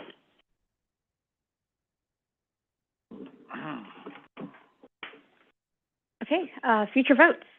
For consideration on Wednesday, August 21st, staff have prepared reports for Garden of Youth Community Garden, Willoughby Hart Historic District. On Alafia Street mapping, Abraham is here to present a slide.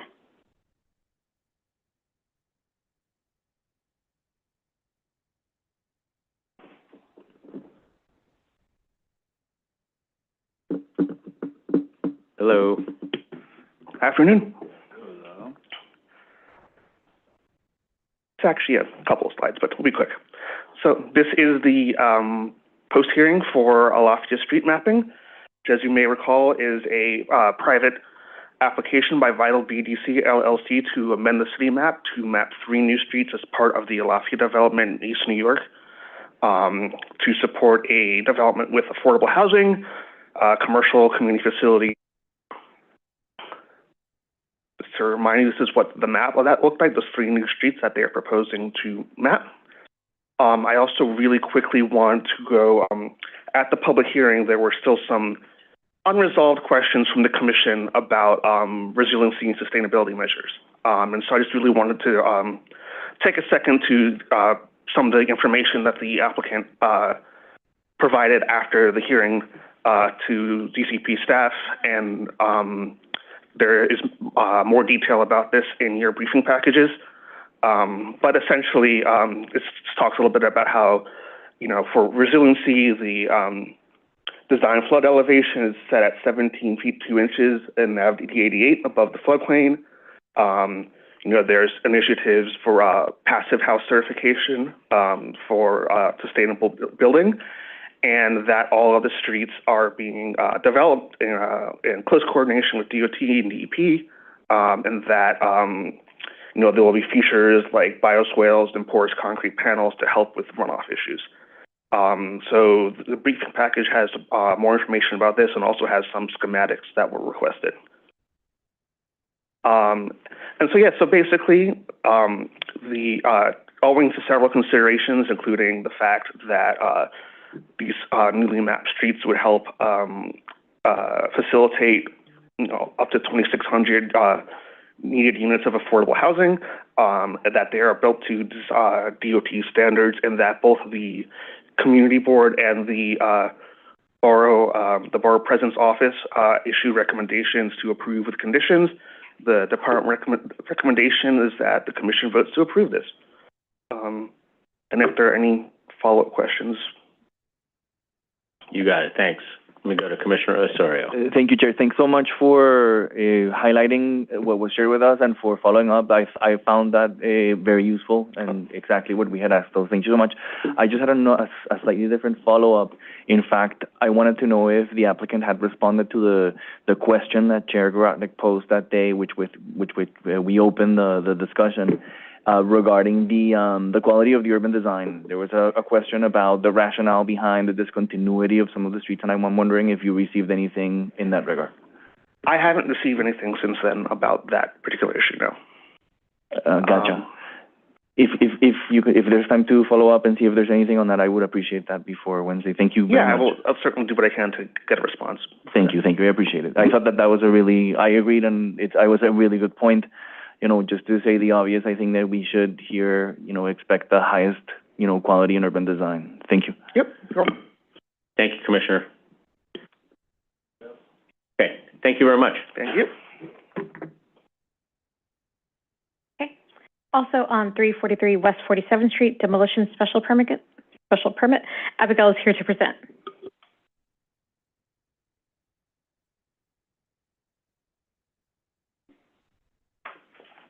Hello. Good afternoon. You may have a slide coming up. Okay. Great. All right. So this application, 343 West 47th Street, demolition special permit, is on this Wednesday's agenda for a vote.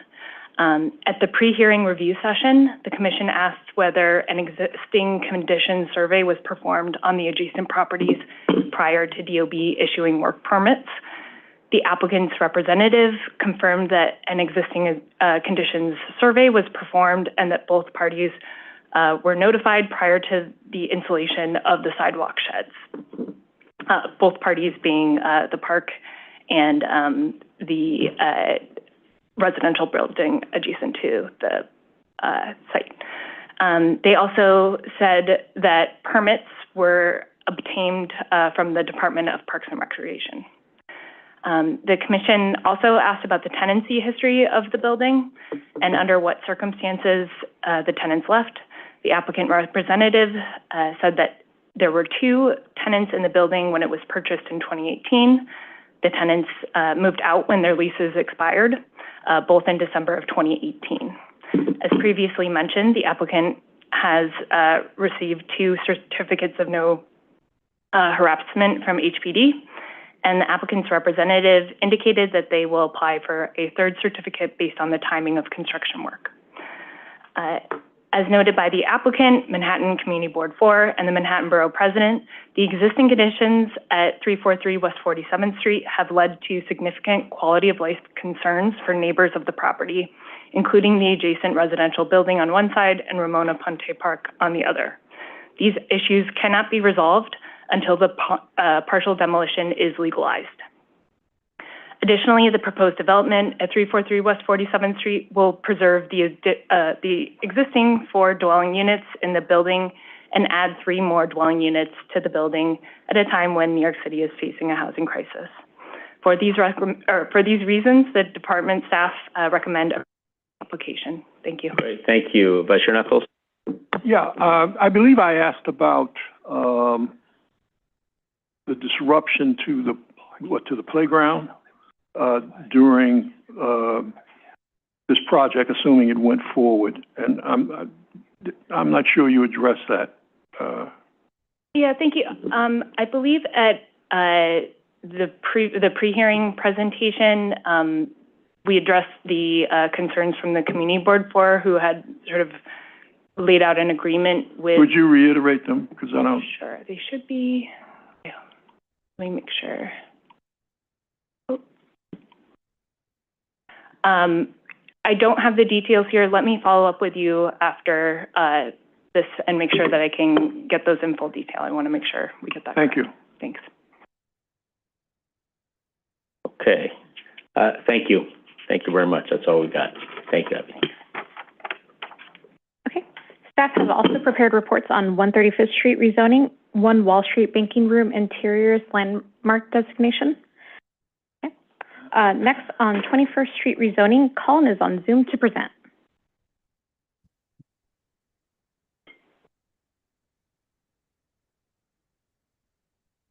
Commissioner Ramprashad, I believe, is recused on this, and I see your hand is up on Zoom. Yeah, I just want to state commissioners.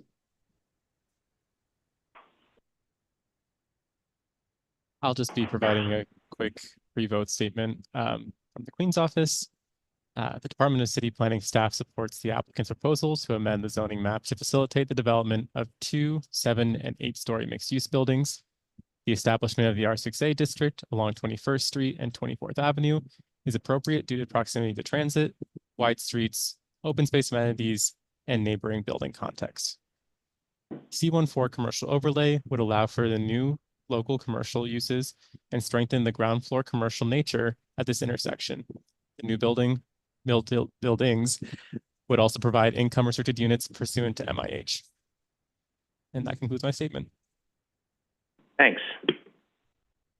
Okay, excellent. Thank you. Okay.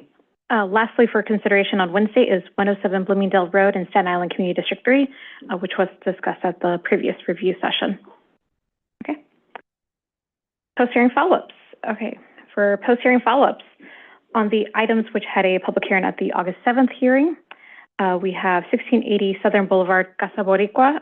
Yafet is on Zoom to present.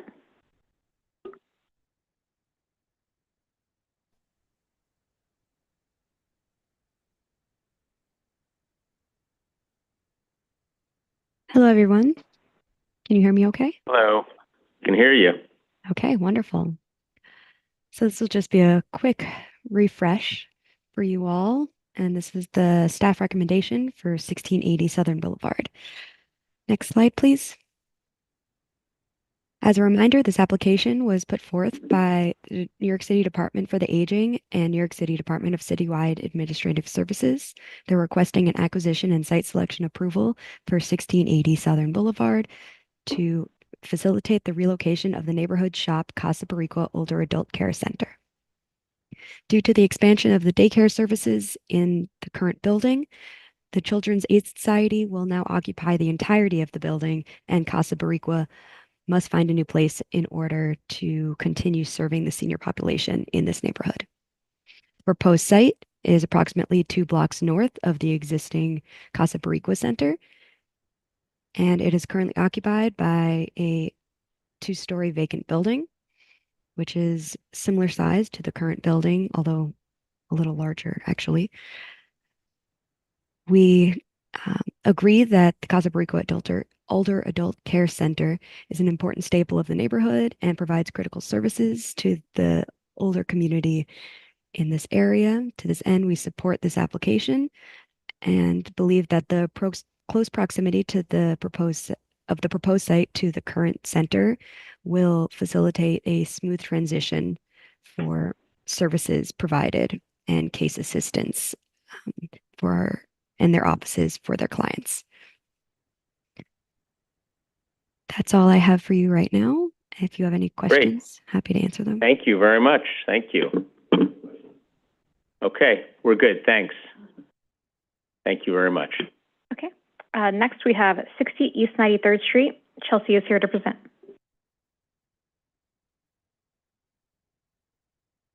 Hi, Chelsea. Hi, good afternoon.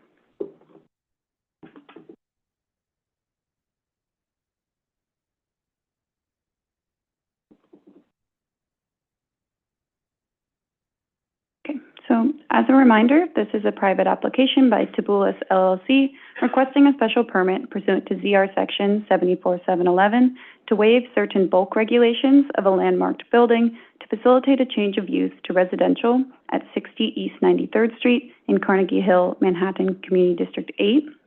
It was presented to the City Planning Commission at the August 7th public hearing and is scheduled for a vote on September 11th, 2024.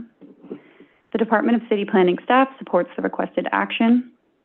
Residential use of the building at 60 East 93rd Street is a conforming use within the existing R8B zoning district, and the requested bulk modifications would enable existing conditions.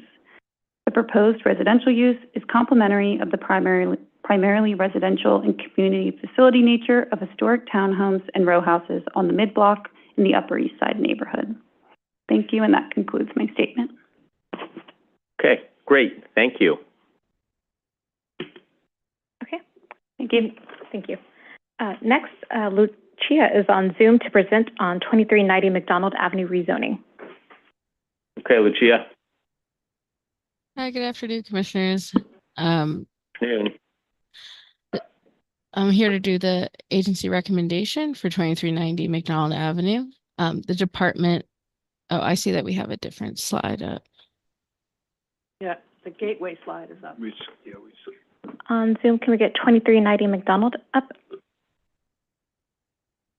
I can also keep going if that works for the commission. Yeah, go ahead. While we get the slide up, that's fine. Okay, I think it just says the vote will be September 11th. Okay, the department supports this. I'll just wait 1 second. Sorry. Sorry, everybody. You go to the next slide, please. Perfect, thank you.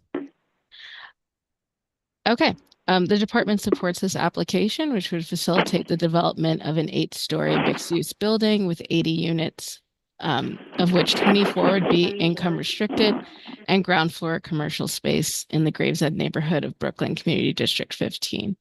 The change in zoning district will allow for growth along a major neighborhood corridor that is 100 feet wide and well served by transit with the F-train elevated line directly next to the project area. McDonald Avenue has been identified as a potential corridor for increased housing opportunities as far back as 2007's Plan NYC, The current zoning has been in place since 1961 and does not include opportunities for growth currently. Furthermore, the C44L district is specifically designed for transit corridors and encourages a non-residential base, lifting and pulling back the housing from the subway tracks. It also requires a 5-foot setback, widening the sidewalk adjacent to the elevated line, which enlivens the pedestrian experience along McDonald Avenue. The zoning text amendment will ensure that future developments in the project area will provide permanently income-restricted housing that is subject to a lottery in an area that has seen very little housing production. From 2014 to 2022, only 138 new income-restricted units at less than 120% AMI have been produced in Community District 15. Therefore, the department recommends approval of the 2390 McDonald Avenue rezoning. Thank you, and I'm happy to take questions. Thank you. Commissioner Osorio has a question. Yes, thank you, Chair, and thanks again for the presentation. I wanted to take a moment to say that I've been pleased with the way in which the applicant team has responded to the questions, and I wanted to know if, since the hearing, there have been any additional responses to the 2 recommendations made by the Borough President, one on the number of 3-bedroom apartments and the number of unrequired parking slots. Yeah, thank you for that, Commissioner. The applicant team is preparing responses to that.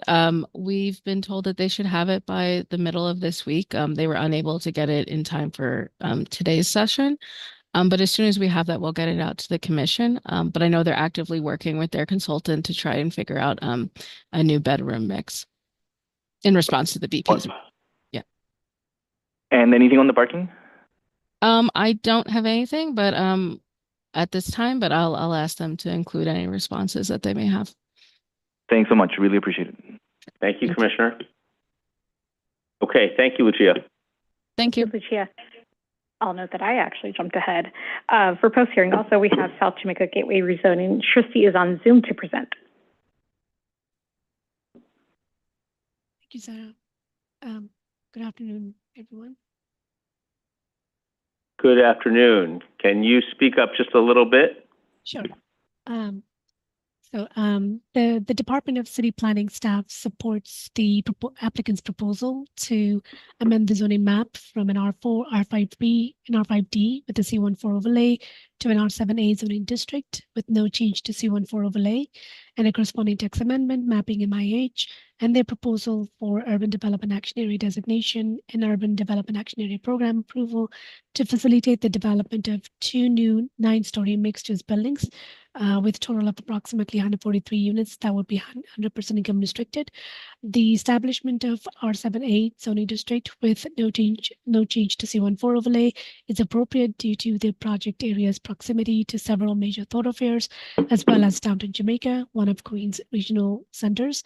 In addition, the development would provide income-restricted residential units pursuant to MIH, affordable senior housing units with a certain percentage of units set aside for formerly homeless seniors and households, and also continue to provide the community facility uses that have been in the location for many years. And that concludes my statement. Thank you. Okay. Thank you very much, Christy. Good. Okay. Next, for 962, 972 Franklin Avenue rezoning, which had a public hearing at the August 7th public meeting. There was a memo in your weekend materials, as well as public comments and testimonies, and Joshua Vogel is here to present. All right, Josh. Thank you. Hello again.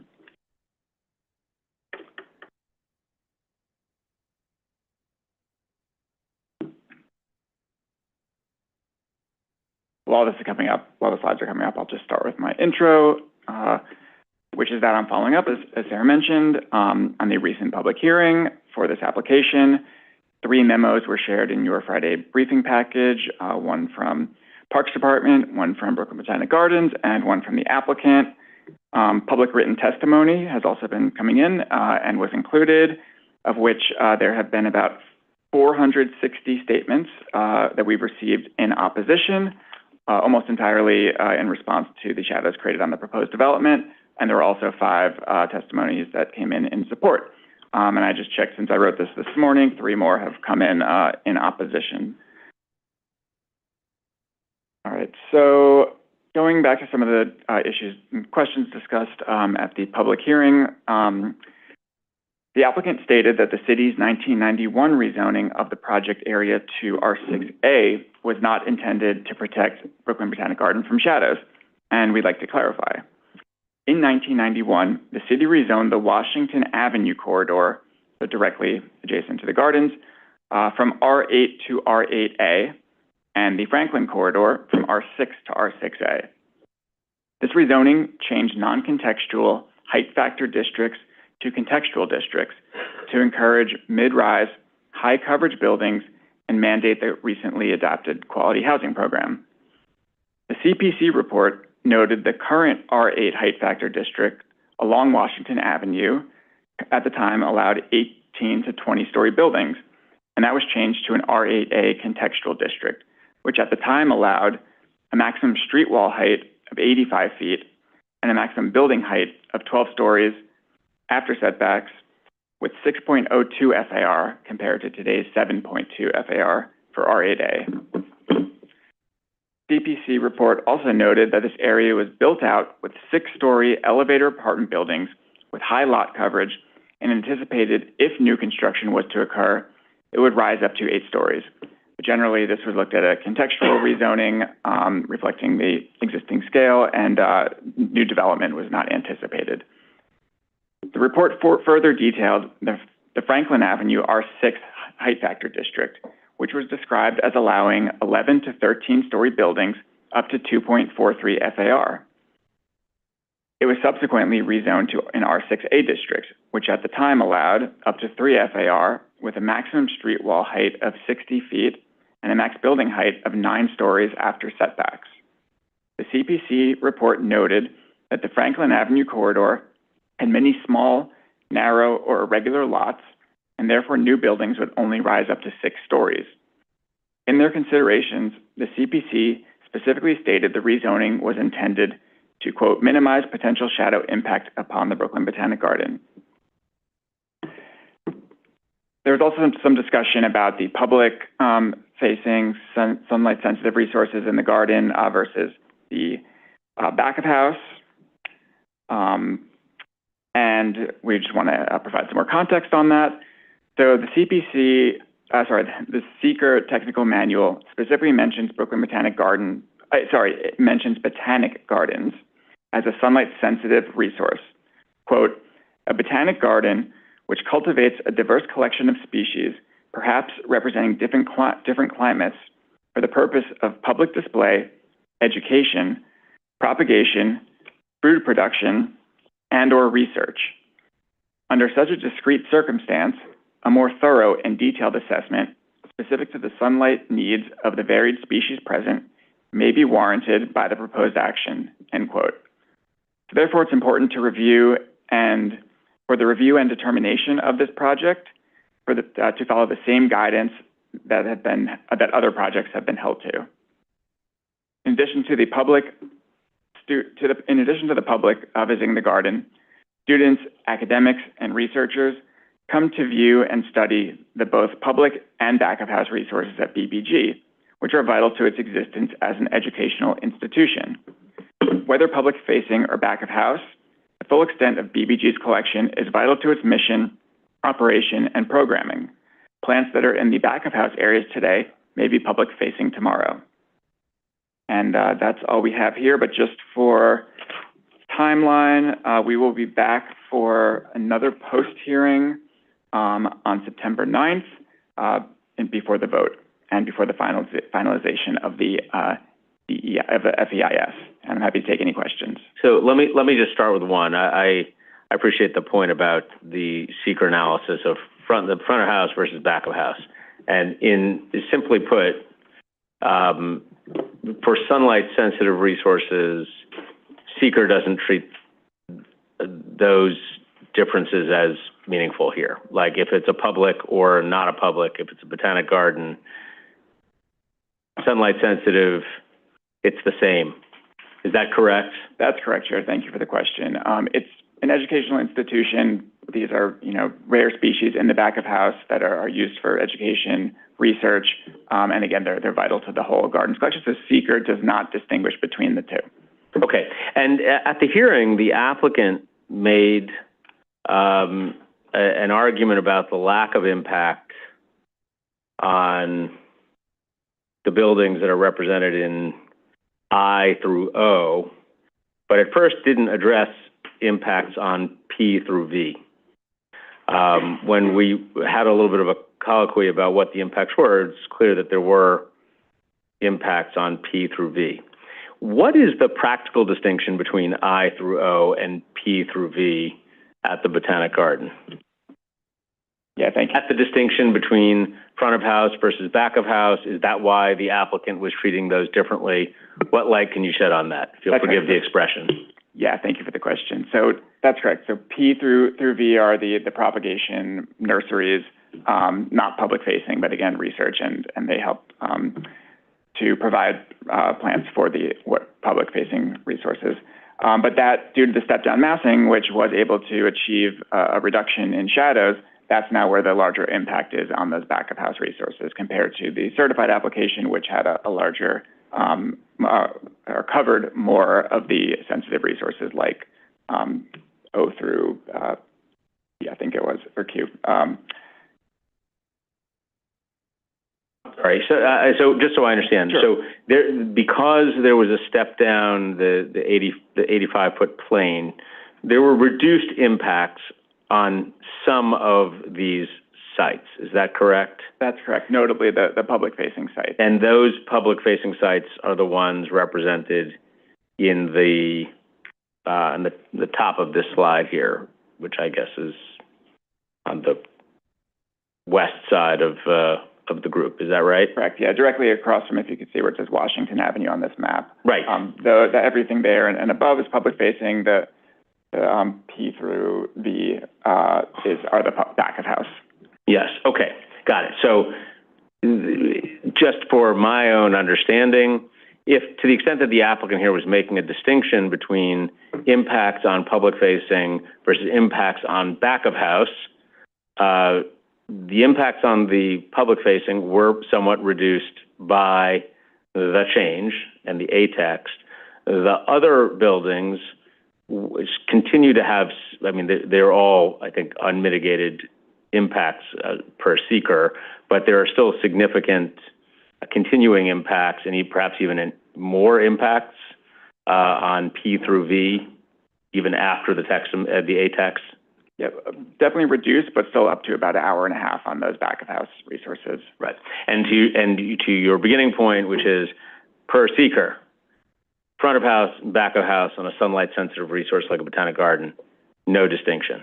That's correct. Seeker guides how we analyze this. Okay, thank you. Commissioner Benjamin?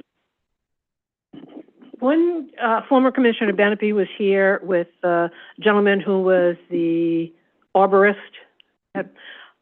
they mentioned that they had, because we've been looking at all of this as unmitigable, but they did mention they had lights already in these back of house areas where the tropical plants are, for instance, because the wavelengths and the time here in the north don't lend themselves to having enough light for the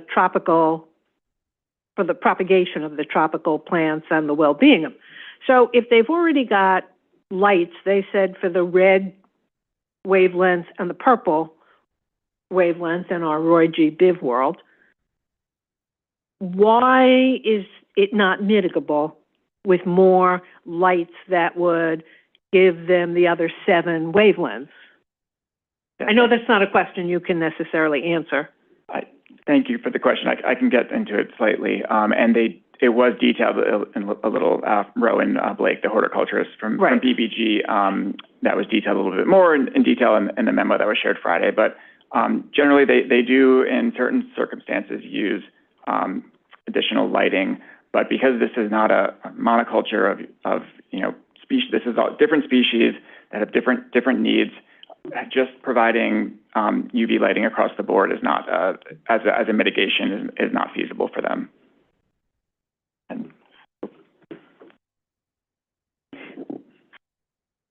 But if they were where they are now, subject to the sunlight, they would still presumably have different needs, but they would all be getting the same sunlight. despite their differing needs. Yeah, I'm not a thank you for the question. I'm not a horticulturist, but I can re-review and work with Parks Department to maybe better understand and have a better answer. We can include that in the memo. Okay, I'd really like to understand that much better than I do. And it could be a failing of mine that I'm not a horticulturalist, an arborist. I don't have houseplants. I have a anti-green thumb and it kills them. So it may be my failing, but I'd still like to see if I could try and understand it more, why we can't mitigate anything. Thank you, and we can follow up more on that. But they've continued to make the point that UV lighting does not replace, actual sunlight at all. So there's no way to fully be able to replace, the light that sun provides with UV lighting. But again, we'll look into right. But it would be for a limited time. It's not like there would never be sunlight for these plants to enjoy ever again. It would be some part of the day. So I'm not sure whether it's actually couldn't be done, whether it's too expensive to contemplate doing it, or whether they just don't like it. Yeah, I know they're watching now, so we'll make sure to follow up with them to get a better description of these issues. Thank you. Thank you. Okay, Commissioner Goodrich, followed by Commissioner Gold.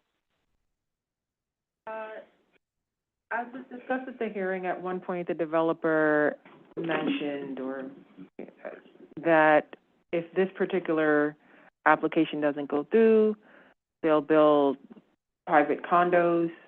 And I want to discuss that to talk about how feasible that is. That's the question. Yeah, thank you for the question. This rental, so the issue, because it's presented as, here is this application. It has some affordable apartments.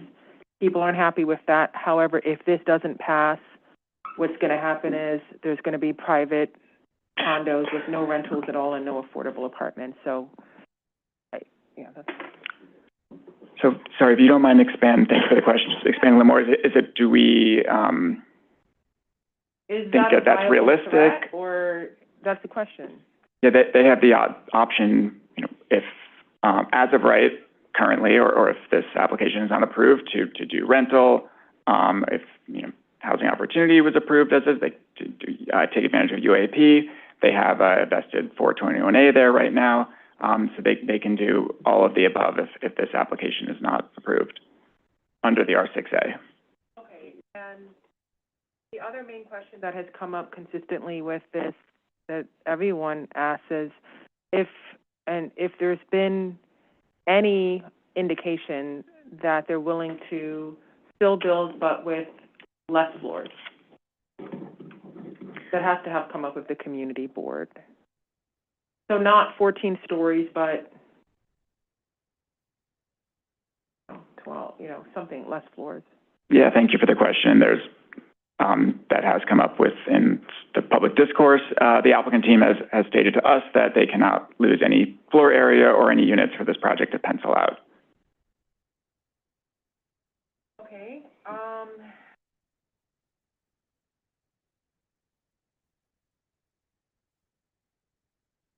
The president of the garden, we were talking about seeker and public open space, and obviously this is a nonprofit, but it's still it's under seeker is considered a public open space. I'm wondering, one of the things that he mentioned was contemplating some sort of sensitive zoning, and I just wonder for my own edification, how that might be different than what we're dealing with here. Because we have, as you just mentioned, we have something in the seeker for sun sensitive, for shadows, incremental shadows. I'm wondering how I guess for my own edification, I'm wondering how we avoid this in the future. Like, can we expand on what he was talking about? He said, as a parks commissioner, this is something, one of his big regrets that we didn't pursue this, of specific zoning for sun sensitive areas. So I guess my thought was, well, we have somewhat of that, but thank you for the question. Just to clarify, are you speaking to something similar to the height plane that they're requesting on their site, but that goes further, to think about the larger areas. Is that what you're asking? Well, we couldn't do it in this application, could we? No. We'd have to have No, a separate. yeah, if that's the question, yeah. If the question is there future possibilities here? I was interested, I kind of wanted to just get a look for my own, for myself, get a better idea.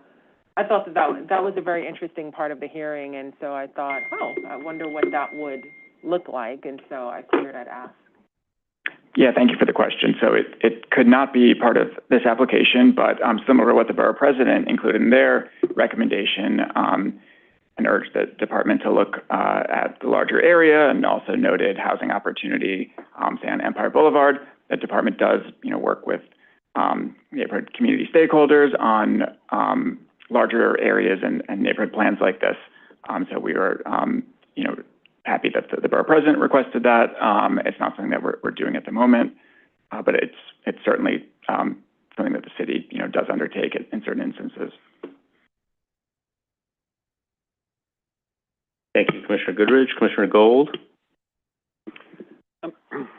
Excuse me, sorry. I wanted to follow up on Commissioner Benjamin's questions and, sort of line there. I mean, what dawned on me as I read through the answers that we got in the weekend packet was that there were a lot of reasons why essentially the bar from at least the garden has been that there's no shade, that no shade is allowable from everywhere from the height of the lighting would have to be at, the same height, the view height, right, for artificial lighting to, the plants will mutate even if they miss, sometime from 7:30 to 9. And I guess I'd be interested to understand a little bit better if anything had come forward there, maybe by way of, proposal of something that maybe could work. Because I thought when we spoke with them and when we questioned the area that was going to see the most significant shading impact already has artificial light. I think it's an area that's closed off to the public, as I recall, and it already has the lighting there. Yet, as I said, pretty much, many, if not all of the answers in there were explanations of why no amount of shading would be acceptable because the plants will mutate and there'll be different plants. And which, I think shifting to your point, certainly we're not the experts, but at the same time, presumably the plants are seeing some period of shading right now, right? We call that nighttime. And we're doing something there, the garden is anyway, whether by way of artificial light. So would just be curious, I think it's a long way of saying whether any proposals have, come forward as to, what they might deem as acceptable or what might actually work, because so far it seems nothing will. Yeah, thank you for the question, Commissioner. So the EIS found that the as of right R6A that had shadows, I think, from 2 to 12 minutes on one of the days would not constitute a significant adverse impact. So contrary to the garden, that's what seeker finds. So it's not some level of shadow is acceptable in terms of seeker. It's not a specific threshold that once you hit this number of minutes, any 1 minute, of additional shadows would be an impact, but 1 minute less wouldn't. It takes many factors into consideration there. I'll also say that the department is looking at what is in scope, and we're currently working on that. And when we come back on September 9th, we hope to be able to provide some more information on, for this application, potential modifications that could be within scope. Perfect. And then, the second thing that dawned on me over the weekend as I thought about this was presumably there also probably is a level of design where one could minimize the shading even more while maintaining height, right? So translation have perhaps, and maybe it's more expensive to develop, I don't know, but basically there could be an opening in between. We've seen other buildings where basically they've created openings so that some sunlight could get through. I assume there hasn't been any discussion with the developer about that, just as of yet, yeah. Thank you for the question. There has not, they've submitted additional analyses, none of which, though, reduce it further than the current A text with the step-down massing. That said, as part of our scope discussion, we hope to be able to elaborate further on that on the 9th. Thank you. Thank you, Commissioner Gold. Commissioner Osorio? Thank you, Chair. Thanks again for addressing our questions and for your presentation. I have 3 clarification questions. One is just building on your prior response. So thank you so much for circling back to us in terms of what's actually considered within scope. That's going to be really useful. Specifically, I would love to hear whether the information that was provided in the package brings us any farther in terms of understanding how the solar plane actually can be explored, specifically in terms of the R7A, which we know was not fully analyzed. But in the hearing, the applicant expressed that, even though their position is very clear, they're not willing to compromise. This is something that they would be willing to do. I would like to know where that would, be mapped in terms of the actual sort of like scope of the environmental impact study. So that's a question you don't have to answer right now, unless you've received that we should know of in terms of, other scenarios that they might have explored after the hearing. Yeah, thank you for the question. I will just say quickly that we have not, and we heard your suggestion to explore R7A with that plane. The applicant has not provided that for us to date. If they do, we'll of course forward it along and can speak to it at a follow-up post-hearing. And then to the rest of your question, that we're hoping to be able to answer that in more detail when we are back here. Thank you. Another quick clarification in your response to Commissioner Goodrich. You mentioned that, and of course clarified that this is not possible within the current application, but that in general and specifically, you noted that the Borough President has suggested a larger, deeper, more engaged discussion to consider sort of like the development potential that exists in here, but also the fact that there could be different ways of planning for that. And I said that, this is something that you are sort of like interested, that you consider possible, but you're not. Can you expand a little bit in terms of like what is the department's response to that possibility? Would you engage in that type of something you don't have to answer right now, but I would love to hear what's your response to the Borough President's recommendation in terms of, can the City Planning Commission provide some guidance in terms of how to structure this process better? Yeah, thank you for the question. As part of this application, it's not something that's possible. So right now we're kind of focused on this, but in terms of exploring it in the future or as part of the CPC's recommendation, setting that up for future potential is something, again, we can speak to more, and I'll check with our team on that. Thank you. I appreciate that, and would love to be useful in terms of activating the CPC in that way. One final clarification question. So in terms of the use of the height plane as a separate request that is moving in parallel. Help us understand a little bit. I don't know if this is something you can do now or if something that you can circle back to us in terms of understanding what does this mean? What type of a precedent does it set for similar proposals? But also, how do we respond or analyze and like the goals and outcomes that are behind sort of like the use of this type of application in the middle of the process? I just want to understand, how do we think about this in terms of, what incorporating or responding or basing our decision on it means for similar cases. Yeah. Yes, thank you for the question. And you're right, this A-text is a very unique proposal from the applicant team, and so is BBG in this site. So with that said, we look forward to following up more on those points. Thank you. Thank you, Commissioner. I will just note that obviously this is a different sort of a site, a different sort of a challenge, which is why we enabled the A-text to proceed for consideration here. But the department will follow up with more answers about alternative scope questions, shadow impacts, et cetera, at our next follow-up. But these are all really good questions. Okay, Commissioner Dweck. Just to clarify, you noted that you mentioned that the project has vested under 421A. That's correct. And when is the vote scheduled by the commission on this? I think it's tentatively scheduled for the 23rd, but of September. So I think the issue with that would be that under the extension of the 421A, they would have to identify and affirm to the city by September 12th their intent to proceed with a 421A project. So I don't know if this project would be 421A eligible anymore under those requirements. Yeah, thank you for the question. And we did look into that. We confirmed with the Department of Buildings that they did get a single footing in time. The footing was in, but they have to affirm to HPD by September 12th. And if the vote is September 23rd, I don't see how they can make their decision or send an affirmation to another agency. So yeah, thank you. So the applicant team has said that without providing more information, and we can also talk to HPD to get more clarity on that they had the option to lower the AMI bands, which would help give them an extension. They did not follow up with more information on that, but again, we can clarify with HPD on what actually is possible. They had an option under 421A or under the new 485? Under 421A, and that's what the applicant team relayed to us. Okay, thank you. Let's bring that back for our follow-up, just so we understand what they were obligated to do on the 12th.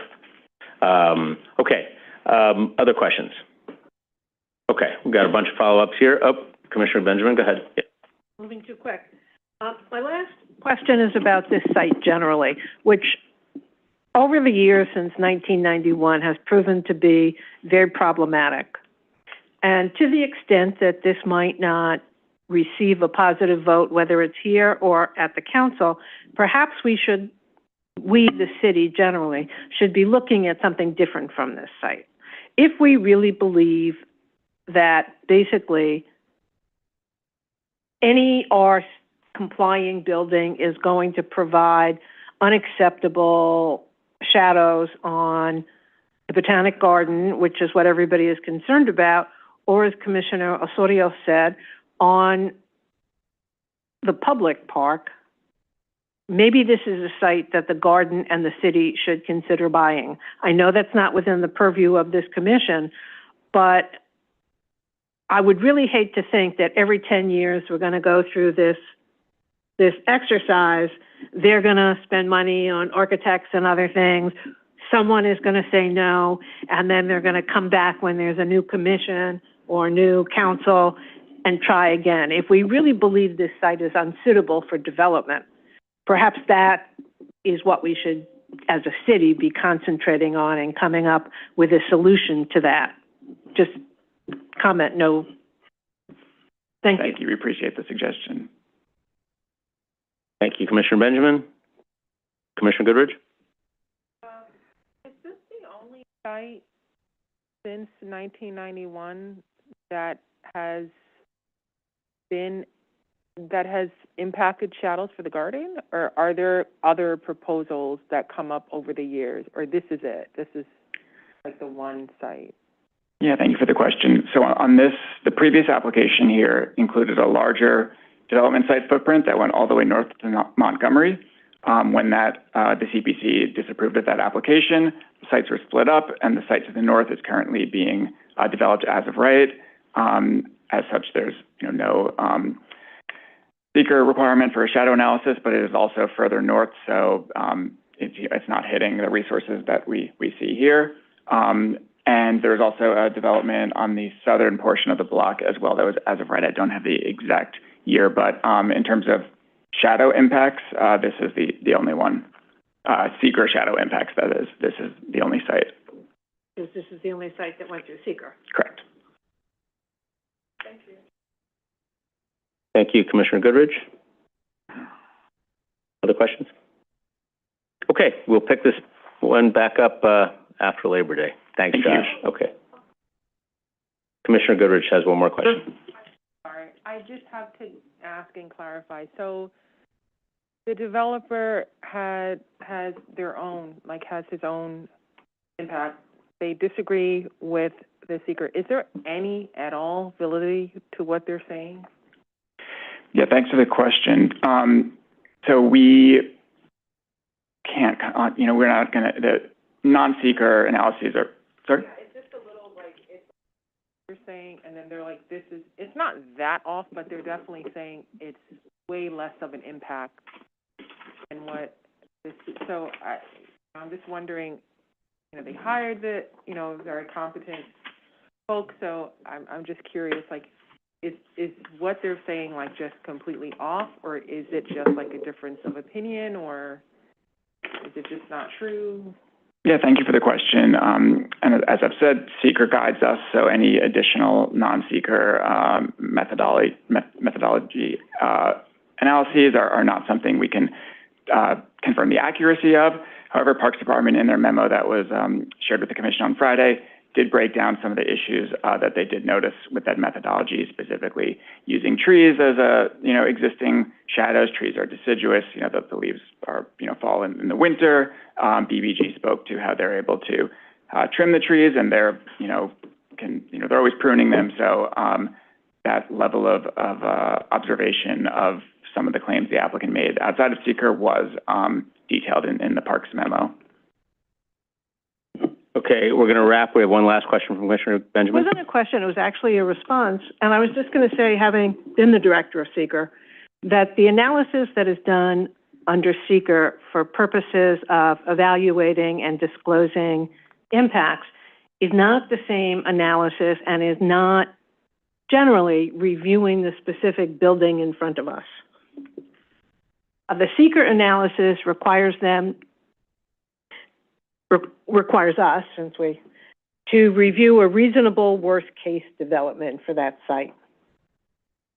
So before the analysis is done for each one of the subject areas, they are putting the building and the massing in the worst place, or the reasonable worst place that it could be, in order to get the reasonable worst case impacts.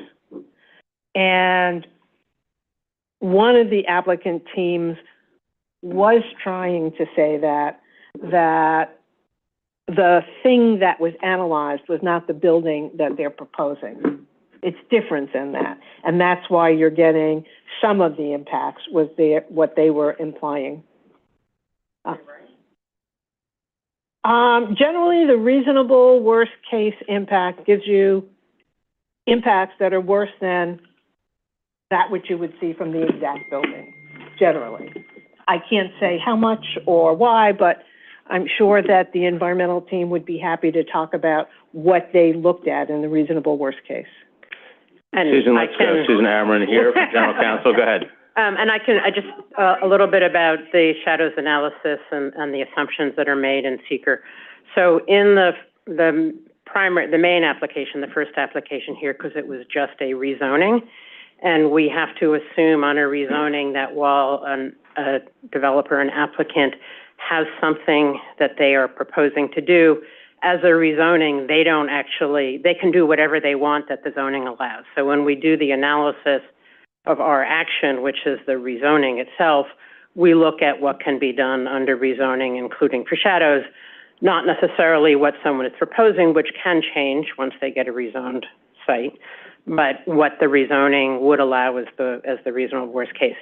In the A-text here, because it's not, it actually put in a little bit more of an envelope. We looked at what was allowed under the A-text with the plane, and so it's not, again, precisely necessarily the building that they were proposing, because that's not what the commission is being asked to approve, but it is what would be allowed under the zoning envelope that the zoning would allow. And so that's exactly right. We didn't look at the specific proposal, but we have seen many times over the course of years that someone has a proposal, we do a rezoning, and what they are proposing at the time, which may have been precisely what they were intending to do, changes. And so we need to look at not just what they're saying they're going to do, but what we are actually allowing to happen on the site. Great. Thank you very much. Thank you, Josh. We'll see you again after Labor Day. And Sarah, let's move on to the next item. Okay.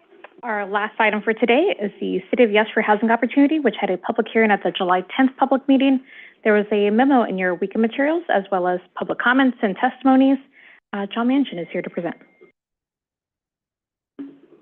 Good afternoon, Commissioners.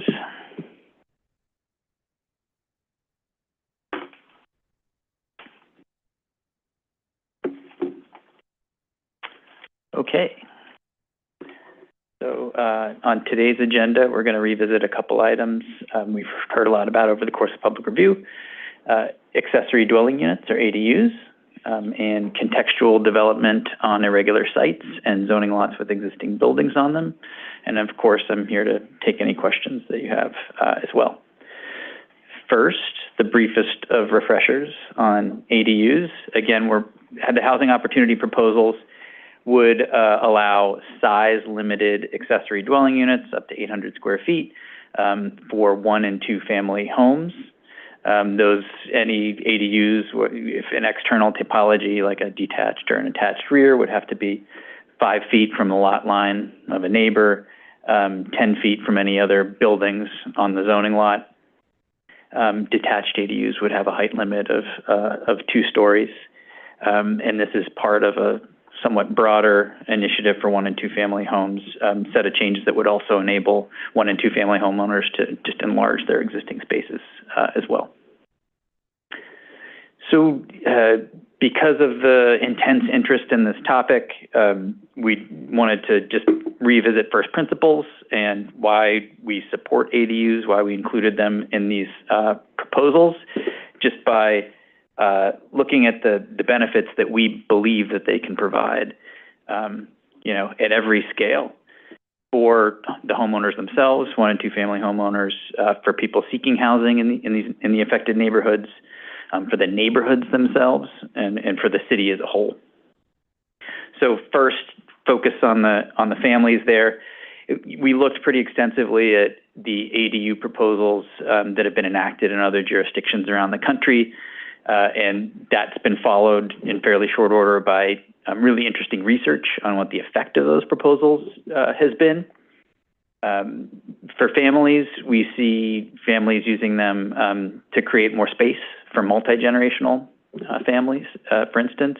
Certain demographic groups that tend to have higher prevalence of multi-generational families in particular have taken advantage of those. And also the way that they provide opportunities for additional income. So in jurisdictions in California, for instance, when you look at who's taken up these proposals, it tends to be family right in the middle of the income distribution. If you're really wealthy, you probably don't need space, you probably don't need income. But for homeowners that are on that bubble, it's something that can be useful for homeowners that need space, that might need a little more income. And just in general, too, providing flexibility in this way to homeowners is a wealth-enhancing move. It provides additional opportunities for 1- and 2-family homeowners who choose to take advantage of it. And so we just wanted to underscore that point, which seems like it's gotten lost a little bit in some of the discussion. Next, perhaps even more basically, for people seeking housing, 1- and 2-family homes tend to be in neighborhoods that don't have the broadest range of housing typologies. And so there might be a dearth of housing for smaller households or younger households, older households, for whom a 1- or 2-family home isn't necessarily appropriate. So we see ADUs as a way to provide more options, more neighborhood options, more housing opportunity for folks seeking housing in many of these neighborhoods as well. One of the things that I have learned personally over the course of the housing opportunity process before we officially referred and since, and talking to many people in these neighborhoods, is that I see ADUs as an important neighborhood preservation tool as well. When we talk about things like displacement pressures, we tend to think immediately of medium or higher density neighborhoods where rents are rising and everything like that. But displacement pressures exist in lower density districts as well. And we've definitely seen some neighborhoods of 1- and 2-family homes that have experienced pretty serious succession because existing homeowners have a hard time keeping a foothold there, or their children have a hard time finding appropriate housing opportunities in the neighborhood now that 1- and 2-family homes cost some multiple more than they did in the 70s or 80s or even the 1990s when the original residents moved in. And so, creating the ability for neighborhoods themselves to flex a little bit to accommodate, growth and change over time can be an important way to preserve those neighborhoods for residents who live there today and have been there for generations as well. I mean, my mind returns to a conversation I had with a pastor in Queens, in a low-density part of Queens, who basically said his congregation has disappeared because of this phenomenon. 1 and 2 family homes that are just not, there's no housing option for folks who have been in his congregation for generations. The church just had its 90th anniversary. Next, for the city as a whole, this is the way for 1 and 2 family areas that are farther from transit, that are outside of low-density commercial areas.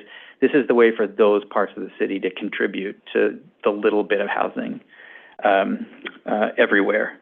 The ADU proposal, I think, underscores the ability of every type of neighborhood to contribute to our need to produce more housing and address the shortage and the consequences of the shortage. We've definitely heard some pushback on ADUs in New York City. Much of that pushback, I would say, is premised on this idea that, like 100% of 1 and 2 family homes are going to take advantage of ADUs, and they're going to sprout in every backyard or every basement. And I would say that, our research into other jurisdictions, including jurisdictions where the regulatory allowances went much farther, and where the existing topologies, the lot sizes, for instance, make it much easier to add an ADU. Even in those types of places, we've seen take-up stabilize at around 5%.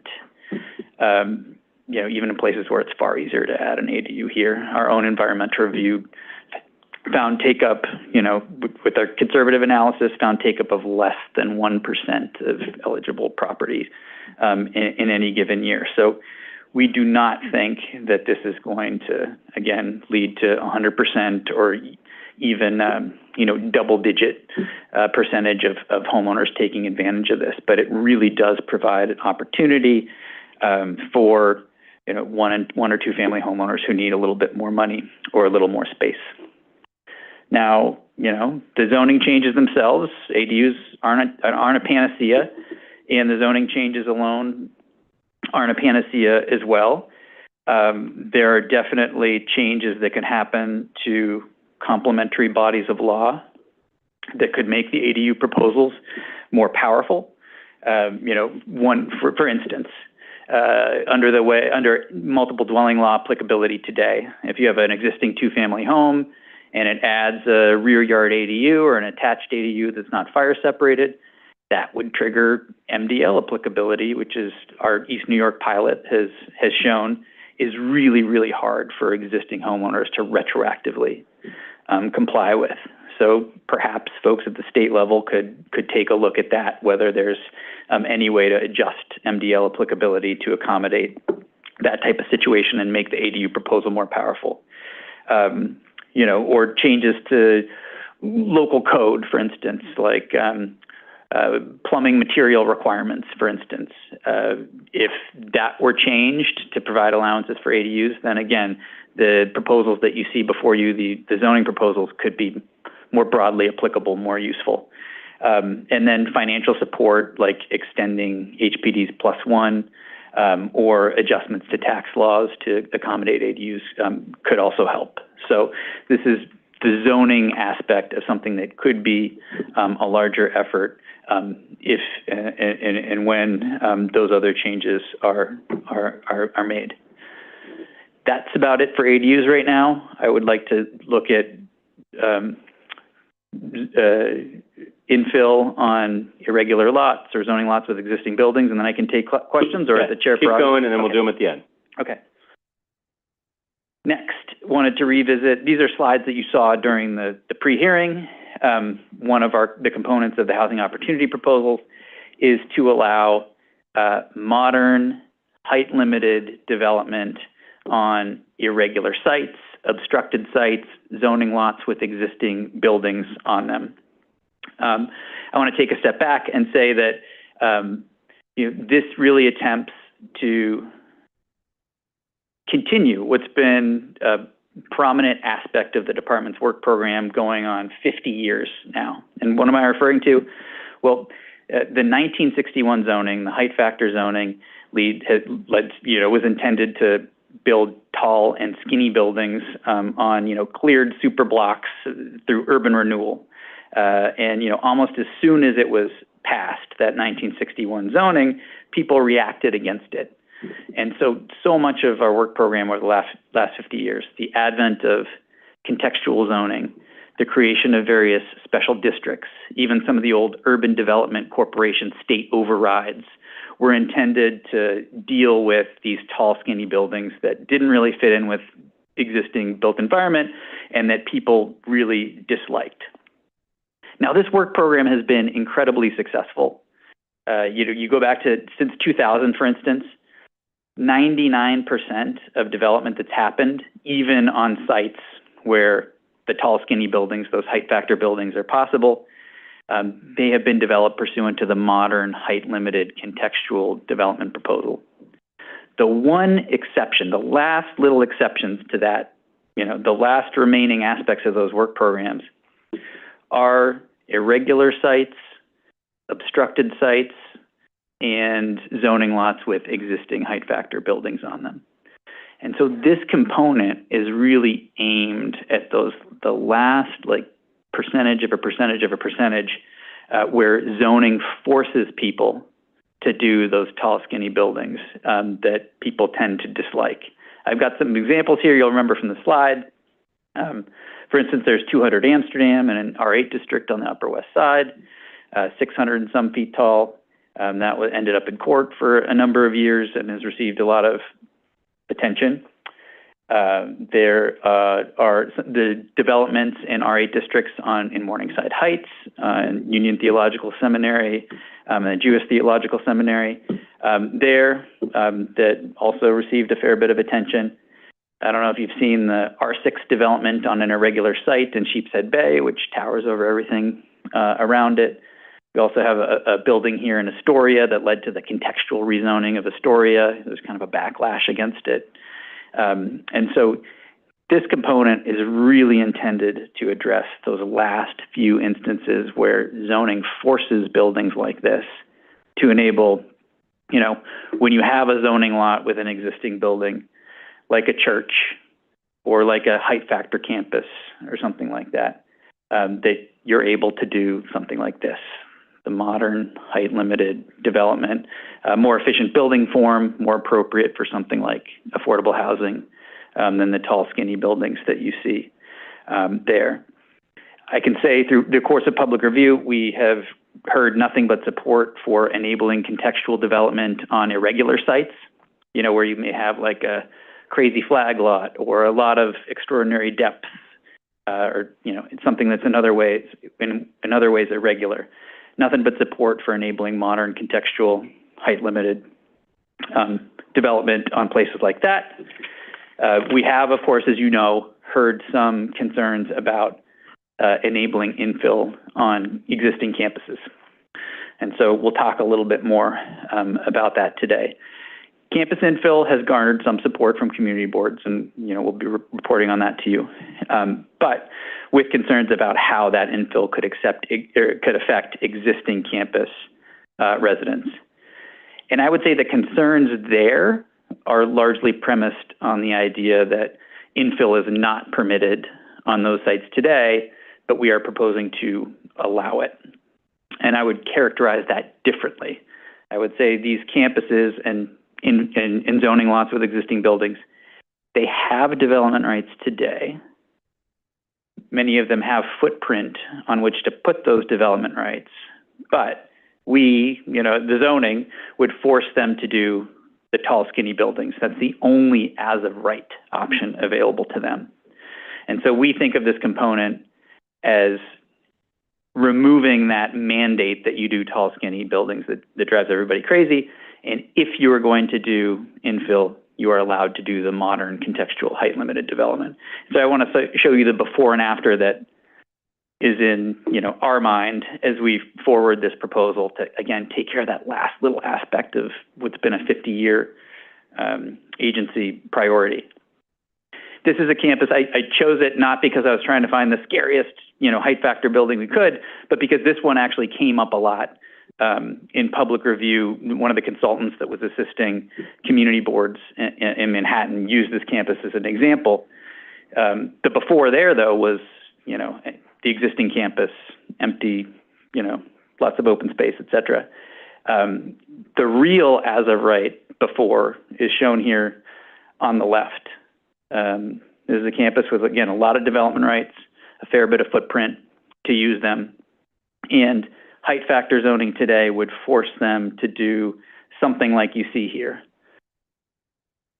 Buildings with no height limits that have to fit behind a sky exposure plane that pushes development back towards the center of the block. But that, obviously is a little bit out of context and that we would expect would raise some concerns among neighborhood residents. Our proposal here is to remove some of those obstacles to modern contextual height limited development, things like the mixing rules that don't let you put contextual on a height factor zoning lot, or things like distance between buildings that can make it difficult to locate buildings appropriately on a campus. And the proposal is what you see on the right.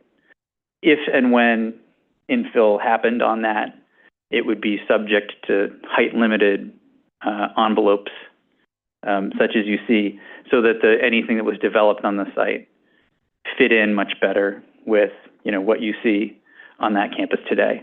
There's another example right in my neighborhood, Seward Park, which is not a nice edge campus, had infill. The infill had to be height factor because it's a height factor zoning lot. The new building is 350 feet tall, about twice as tall as the other buildings on the campus.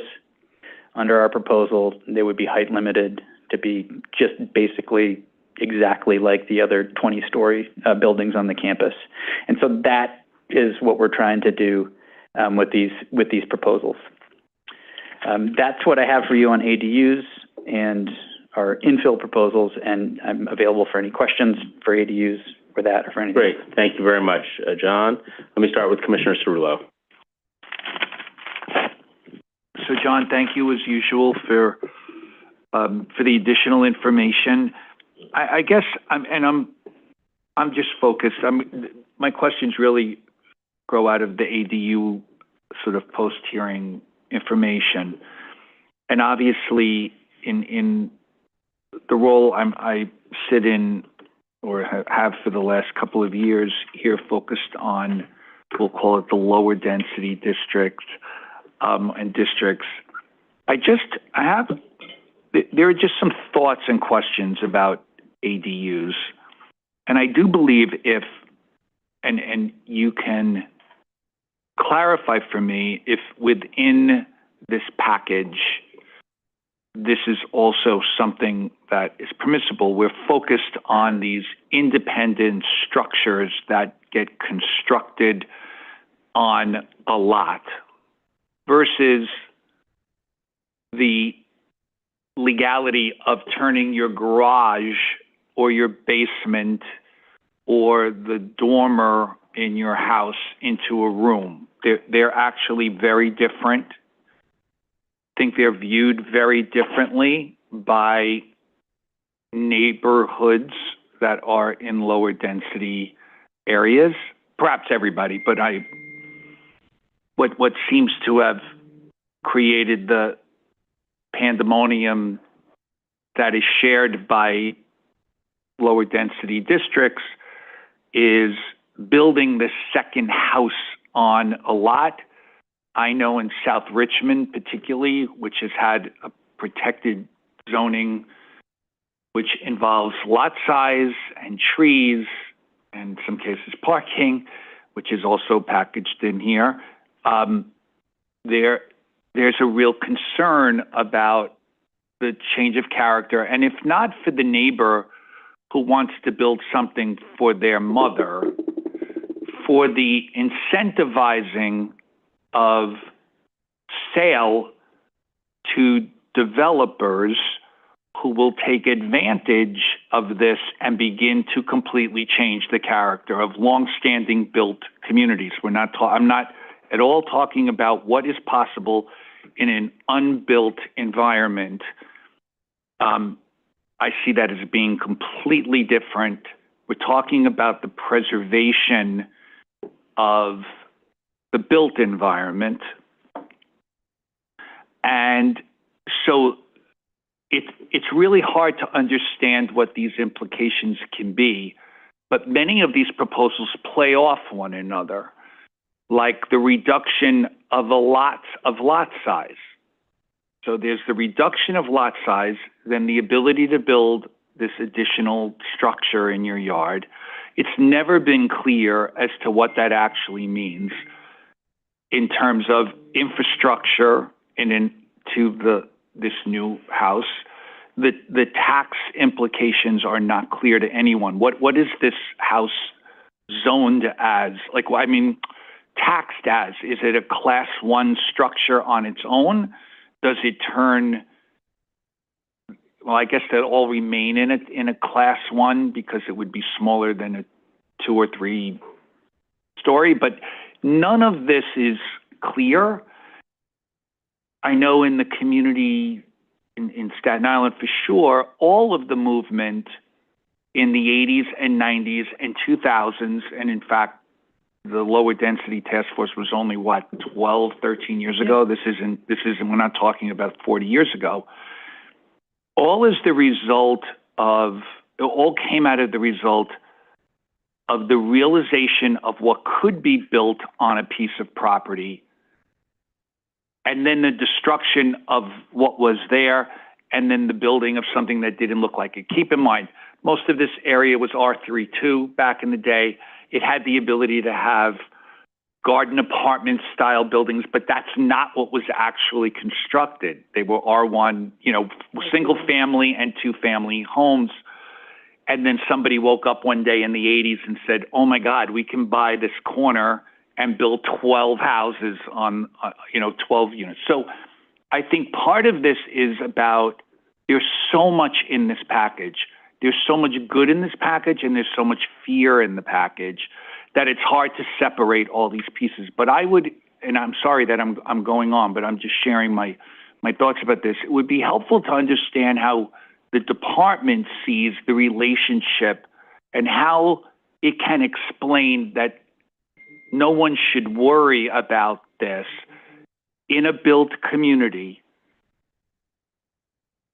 when you take changes on the zoning lots, changes for parking, no information about infrastructure, no information about what the taxable consequences are to an owner or a renter here in either house, this big one or the small one.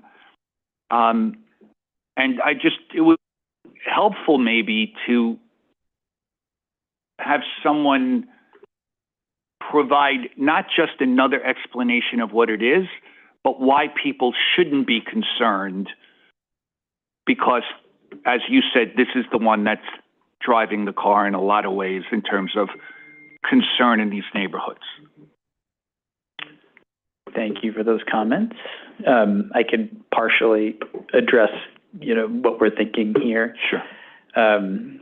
We recognize the concern around detached rear yard ADUs, which I think, especially in New York City, are the hardest of the typologies to achieve on zoning lots. Those really will be reserved for the largest of the large zoning lots that we see in New York City. The modal lot size in many of these low-density districts is 2,500 square feet or whatever. And, it requires rear yard access, fire access, for instance. And so, we've heard a ton of concern about rear yard ADUs even in Manhattan. And, just explaining to people the various requirements that those structures would have to meet in order to be achieved really does underscore the fact that they're, reserved for the lowest of the low-density parts of the city. You asked how that interacts with changes to zoning lot size. Those changes to zoning lots were really intended, minimum lot sizes in lower-density districts, were actually intended to reflect existing conditions. I mean, the minimum zoning lots in the zoning are often far bigger than what we actually see in those neighborhoods today. So we don't think of it as enabling something new that would lead to a rash of subdivisions or anything like that. We see it as adjusting the zoning to reflect conditions on the ground. I don't know who imposed, a nearly 10,000 square foot minimum lot size in some parts of New York City. But one family on a 10,000 square foot lot is not the most common thing. When it comes to infrastructure concerns, neighborhood character, other things that would really emerge from cumulative impacts, again, what we have is our extensive study of other jurisdictions that have enabled this, as supported by our own specific environmental review around ADUs here. And those, generally concur there that we would expect to take up, even over the 15 years of the build year in the, low single digits. That's the way all zoning works. As you know, we make broad changes across, tens of thousands or hundreds of thousands of lots in order to create a few opportunities on the margin to, we hope move our housing policy in the right direction. And, it's going to be a hassle for 1 and 2 family homeowners, even with these changes, to do what's necessary in order to achieve an ADU. And while we are very focused on those families that can take advantage of it and benefit from it, we recognize that, many will not be able or will not want to go through that process. And so given that take-up, supported by all the evidence that we can adduce around that, we don't think it's going to blow up the sewer system. We don't think it's going to change neighborhood character to have maybe 1 or 2 ADUs on a block. It's funny, in some other jurisdictions we have actually not seen a backlash, like after it gets passed. I'm unaware of any situation where people have retrenched or where there's been a political opposition after this is available. Sometimes people are mad that there were ADUs on the block and they didn't even know it, because it's just not apparent. It's not a new person in every backyard or something like that. It's 1 or 2 ADUs on a block. And then finally, in terms of tax implications, everything would remain tax class 1. That's 1 to 3 units. And so because we're only enabling ADUs for 1 or 2 family homes and only one ADU per, there's no way to leapfrog into the lower reaches of tax class 2, because you wouldn't be able to achieve a 4th unit on a site through the ADU proposal. And again, I want to underscore too, the ADU proposal will not affect anybody's taxes unless they actually add an ADU. Like merely having it be allowed doesn't affect people's tax. If they do add an ADU, it could affect their tax, their tax bill, and that will be one of the things that they will have to consider in addition to the benefits and in terms of more space or more income from adding that. And, we trust homeowners to be able to make that financial decision for themselves. So. Okay, and one last thing, and I appreciate that very much, obviously. Although I don't know that I find it as easy to minimize the potential impacts. But you just now and earlier in the presentation on ADUs, I think that you had said something like where not every house is going to have an ADU. I'm not suggesting that would happen either. But like maybe only 5% will do it. Or just now you said, 1 or 2 houses on a block is a lot. I'm not sure that might be more than 5%, 1 or 2 houses on a block.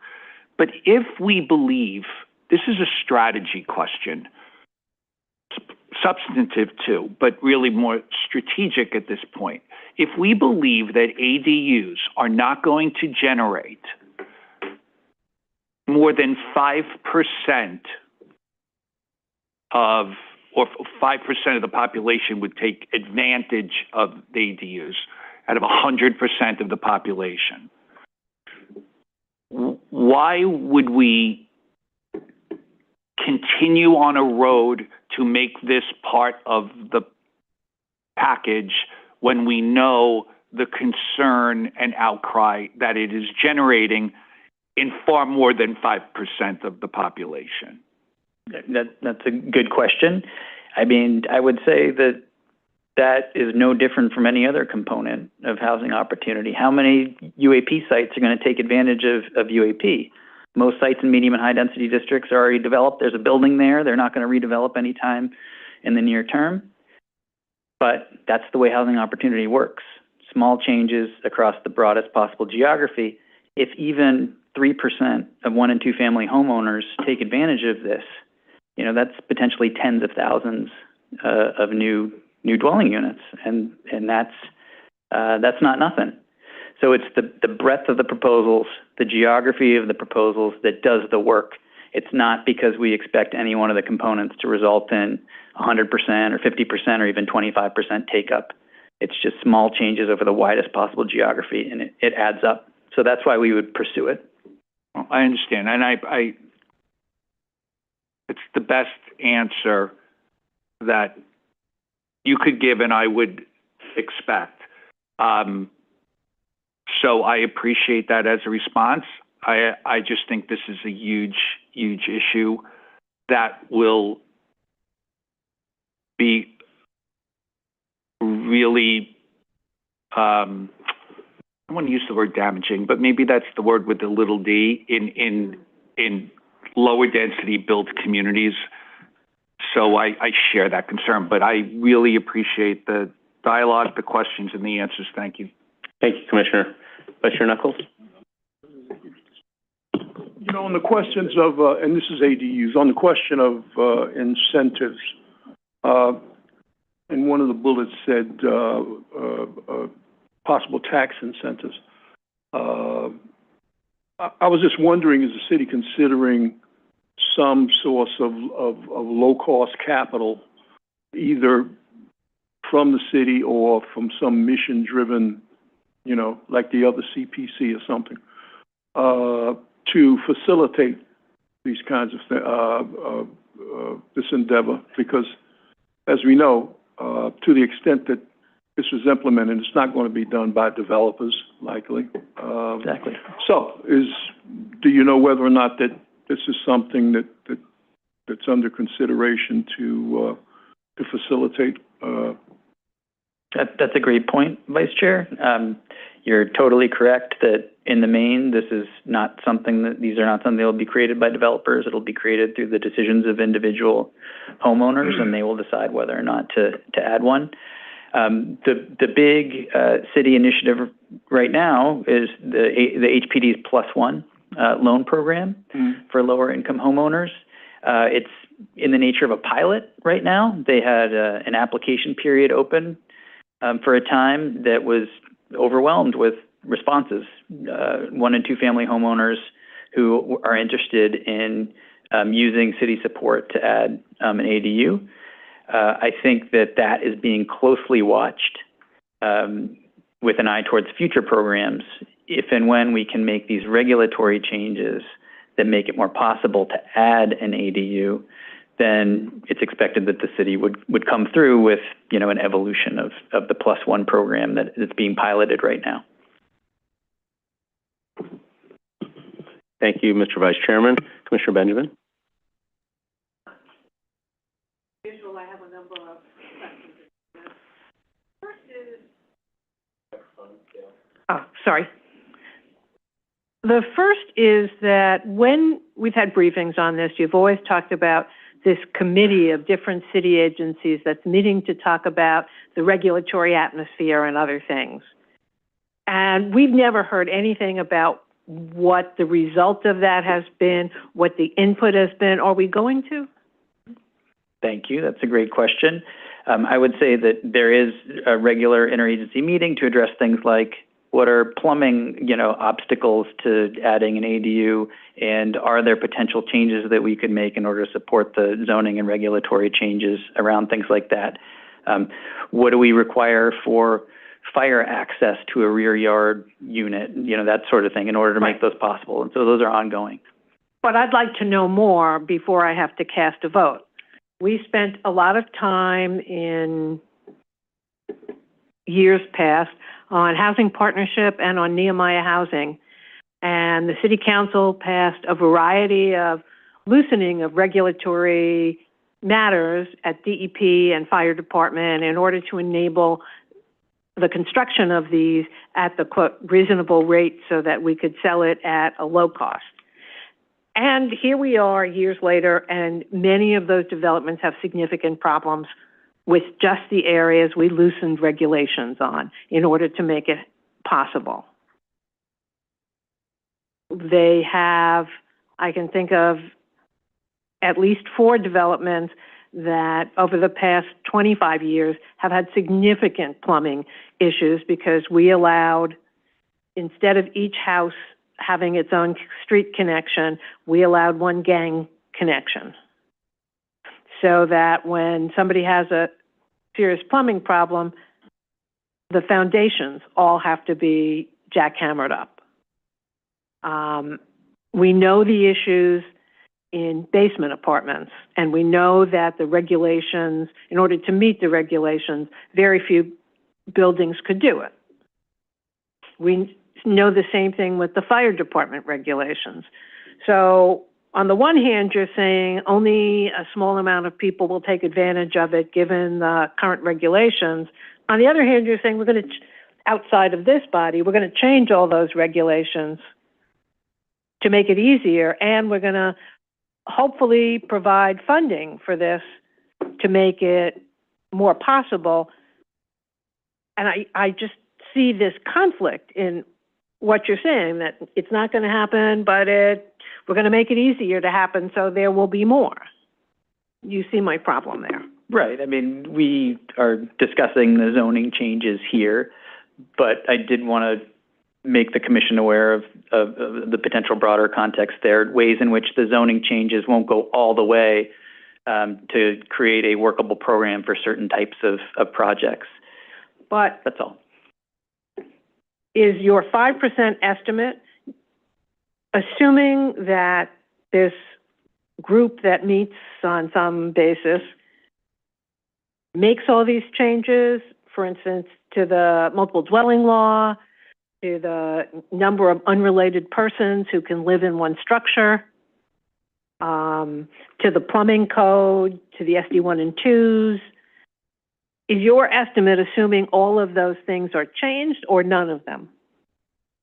So, the groups are aware of some of the issues with the past code changes that you mentioned around things like DMI houses, and fortunately they're part of the regular meeting that we have on that.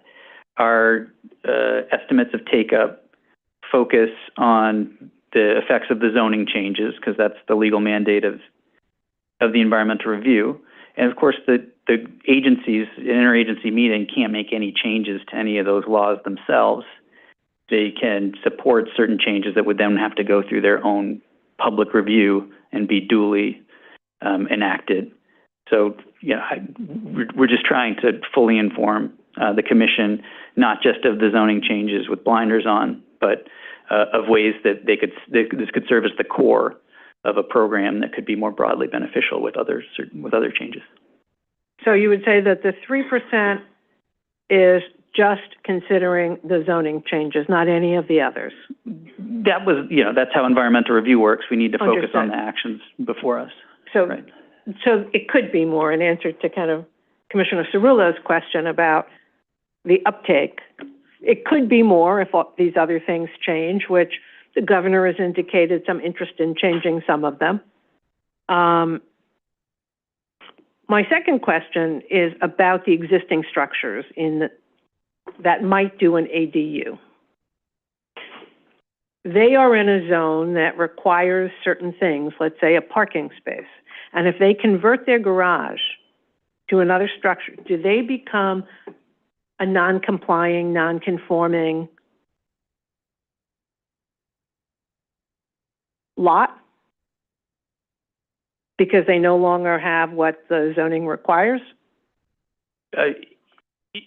Under the proposal for instance, adding ADUs to existing structures on a zoning lot, that would be complying with the zoning. So that wouldn't be a non-complying building. That would be a complying building. They would be, satisfying the zoning regulations as written. It wouldn't be some, loophole or anything like that. So despite the fact that the zoning might require certain things, if they were to convert that garage or their rear yard, let's say, into a structure, they would still be considered a complying. That's my strong assumption, that because they would be satisfying the zoning regulations as written, they would count. Frank Rusciala, head of the zoning division. I think in this scenario, remember, the proposal also removes parking requirements, so that parking is no longer required to be there. Right, but in the rear yard, if you were to build a structure in your rear yard and you no longer had the required 20-foot rear yard, because there was a structure there, would you now be a non-complying? No, the proposal also includes allowances for those structures to be there. It includes them as permitted obstructions so that they can be located there just like the garage can. Okay. I guess I would put it this way. In addition to allowing the use as an additional dwelling unit, there are other things in the proposal that try to account for it for bulk on the where it can locate and things like that. So we try to address all those things. Right, and I can see that where we're reducing rear yard requirements from 30 to 20. But we're also saying that any ADU that's constructed in the rear yard has to be 10 feet away from the party rear yard of their neighbor, of their... 5 from the lot line, 10 from the building. Okay. And is that...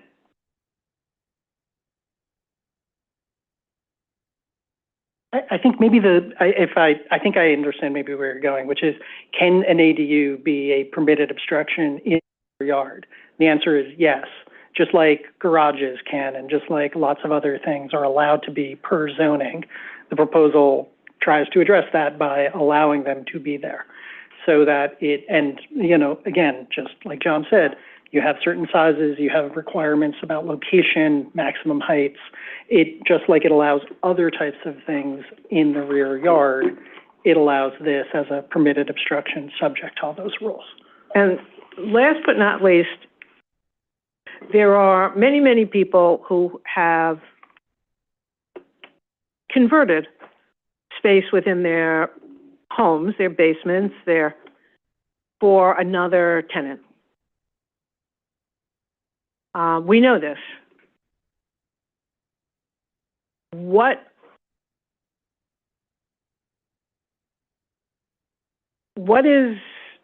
will we do about the fact that people who have illegally converted the space are unlikely to legally convert it if they're collecting rent?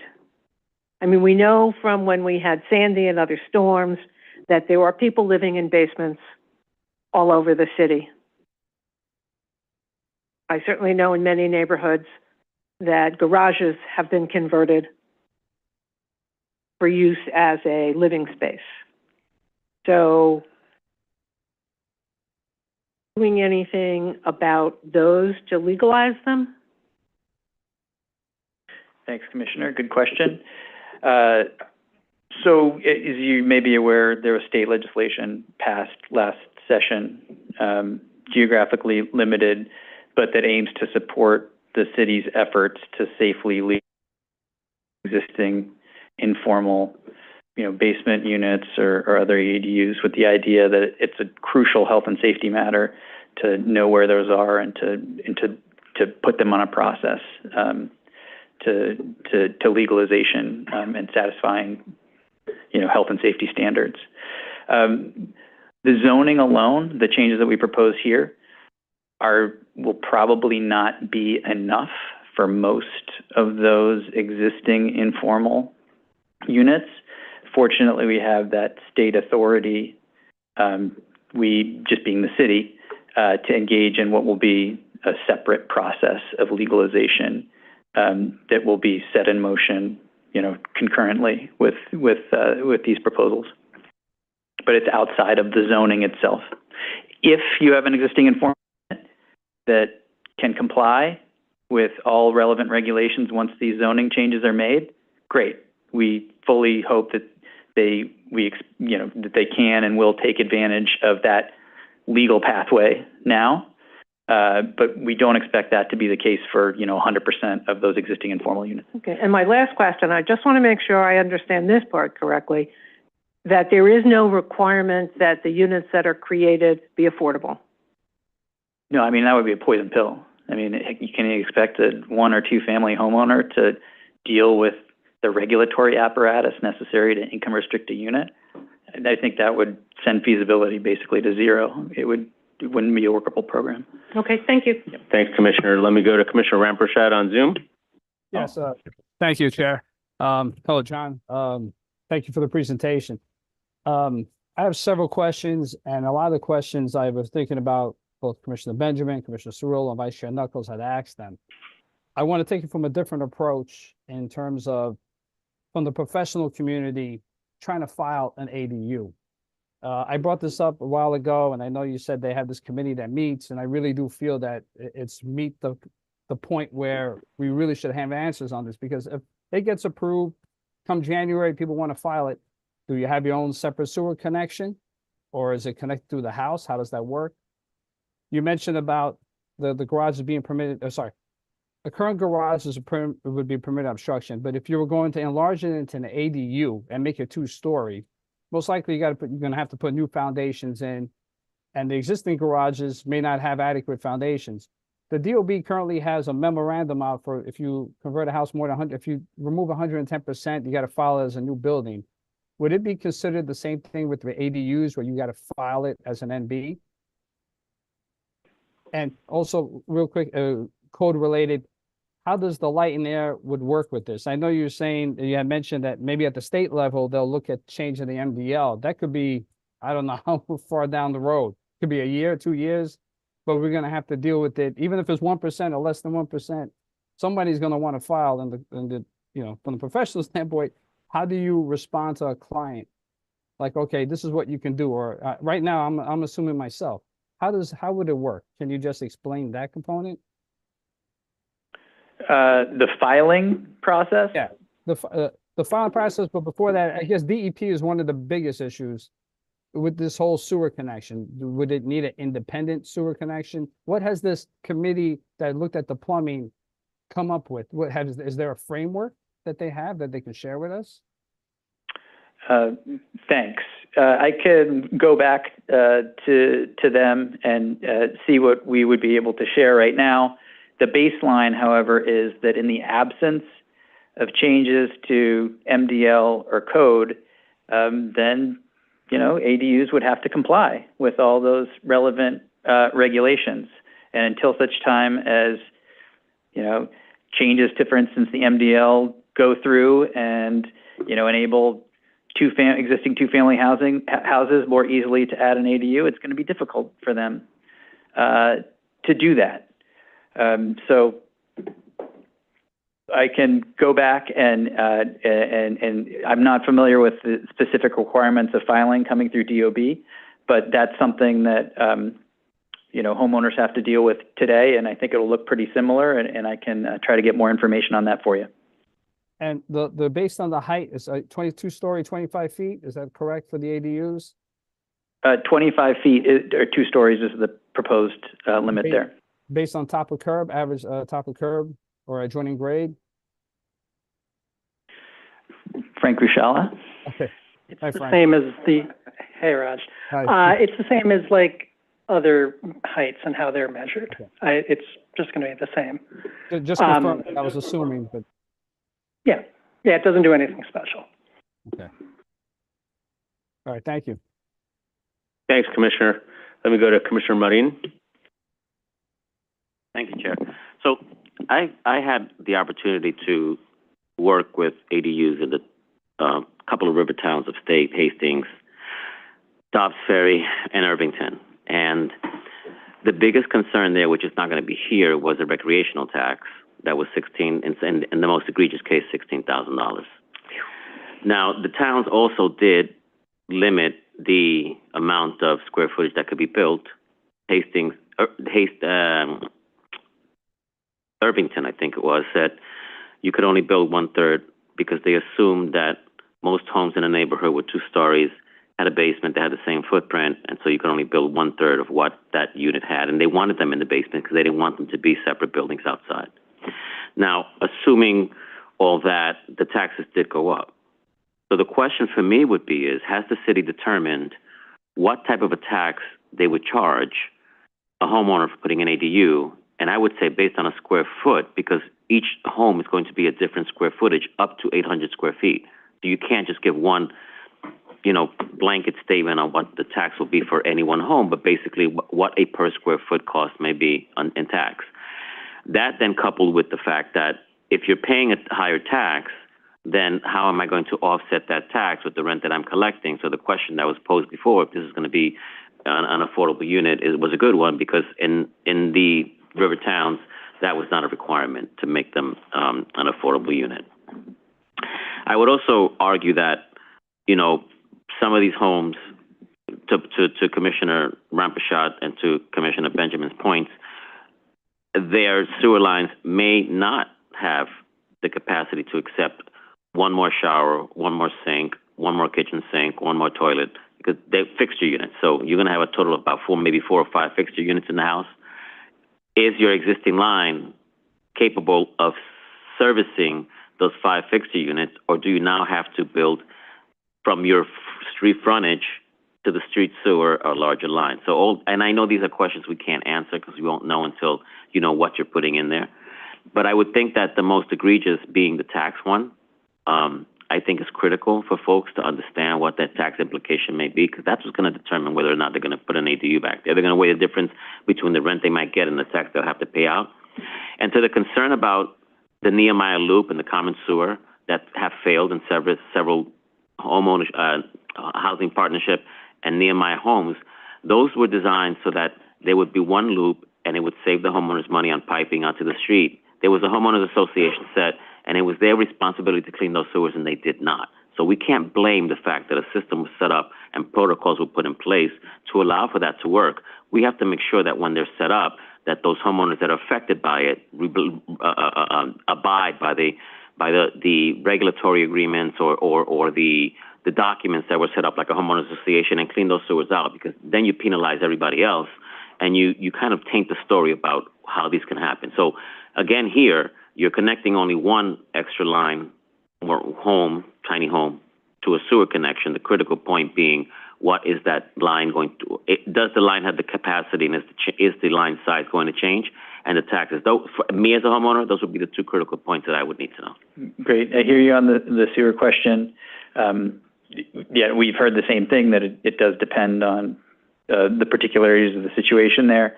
On taxes, we talked to DOF about this, and the way they steered the conversation is, the big question is, what tax class are you? Is there any way that adding an ADU leads you to change tax classes? Because that's where the big changes in tax happen. And our understanding from them is, because tax class 1 is 1 to 3 units, this proposal wouldn't kick anybody into a different tax class, and therefore would not result in dramatic changes in taxes. It may affect the value of a home and the taxes overall. To add that, we see that as one among a range of issues that homeowners would have to consider when they decide whether or not an ADU makes sense for them. And so did not see it as like a critical path item for the proposed regulatory changes. I mean, we know if we don't make the regulatory changes, then homeowners don't have that option at all. Thank you. Thank you, Commissioner. Commissioner Goodrich? Talk about the environmental review. Following up on Commissioner Cerullo's part, his question, let's just assume that everyone in a Queens neighborhood gets an ADU. How will that impact the traffic, the congestion, the noise, and do we have any mechanisms to prepare for that? And I asked about the environmental review because I'm sure that it's part of it. Gotcha. Is a general answer, Alex Moskowitz is here with me, who may have more specific, is that we have a legal mandate when we're analyzing the effects of proposals to do a reasonable worst-case development scenario. And it's not just worst case development scenario, which is kind of what we hear when we go out in public review often, where people have a worst case scenario of 100% take up. You know, everybody's going to add an ADU. Everybody's going to demolish a block and do, you know, UAP developments to the max FAR. And that wouldn't meet our legal mandate. The purpose of seeker is to inform decision makers about the likely outcomes of an action. So if we only did worst case, then we wouldn't really be fulfilling the purpose of environmental review. So we have to overlay on that reasonable, conservative, but reasonable assumptions at what we expect take-up to be. And, you know, in terms of ADU, we've been talking about a range of obstacles that homeowners might face when it comes to adding one to their 1 or 2 family home. And so kind of wishing those away and saying that there'd be 100% take-up and then analyzing what the effects on traffic would be, you know, that would not satisfy our legal obligations for environmental review. And so we take the reasonable worst case development approach. And I'll hand it over to Alex for any specifics.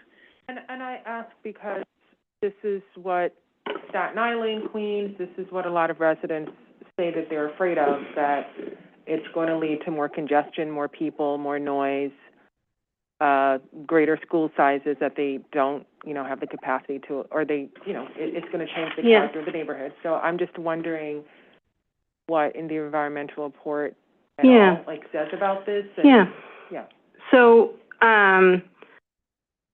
I think I talked about this in the last session, but we had multiple ways of trying to analyze like it. 100 proposals in one big old one. So excuse me if I Totally, yeah. We analyzed these sites like as individual sites, right? And so we had a few different prototypes or example developments that show the outcome of an ADU being added. So that's a really nice way to sort of like isolate a proposal and look at, or a collection of proposals that would apply to a low density single or 2 family home. And there, right, what we found was, you know, no impacts to transportation from a single ADU. You know, there were some cases where we couldn't preclude impacts for certain places because it depends on location, things like that. But in terms of, you know, noise, congestion, things like that, you know, an ADU doesn't add enough to constitute an impact. And then as John was saying, we looked at the collective, right? We tried to look at the neighborhood scale as well. And that is taking into account like all proposals that can happen in a neighborhood. So it's not just ADUs, but we tried to be really conservative in terms of what we were estimating, but also reasonable, right? We looked at the information that we do have about lots across the city, the land use information, you know, how big the lot is, how much space they have to a certain degree, to try to understand like what's the real universe of applicability for ADUs, right? And then we look at market, like John was saying earlier, like, is it a medium market, medium housing market? Is it a high housing market? So there's a lot of scaling that sort of happens in terms of likelihood. But what we came out with was something that we think is pretty conservative. And just going back a little bit, right? On those collective scales, we can't take into account every quality of a lot. Their firewalls, if they have sprinklers in the basement, like things like that, we have to assume some level of viability, right? We only have a certain amount of information. So that universe is looking at probably more lots that might get an ADU when there might be real barriers. So that's another way in which it's conservative. And on those, right, we did identify impacts at those neighborhood scales, right? We conservatively assumed that an ADU would have the same number of children as a regular unit, which is, again, conservative. And we disclosed impacts to schools in certain areas. So, right, And it wouldn't lead to like this astronomical school size increase where a neighborhood would be overwhelmed. We didn't see like every neighborhood having a school. We saw I believe it was two neighborhoods potentially having elementary school impacts. And that was, again, with those like very conservative child assumptions, but we disclosed that, right? It is a potential that some neighborhoods in the city could see elementary school impacts. So my second question, still on ADUs, we've been talking about the example of ADUs like for an extended family, and I want to give a more 2024 hypo in this economy. If people want to do short-term rentals, Airbnb, it's not totally illegal, it's just you just have to register it. Is there any, I mean, if I do think a lot of families are probably going to consider that these are what in other states people are using these for. It's a big thing on TikTok, if I may bring in some millennial stuff here. So, if I live in Queens or Staten Island, well, let me make it more.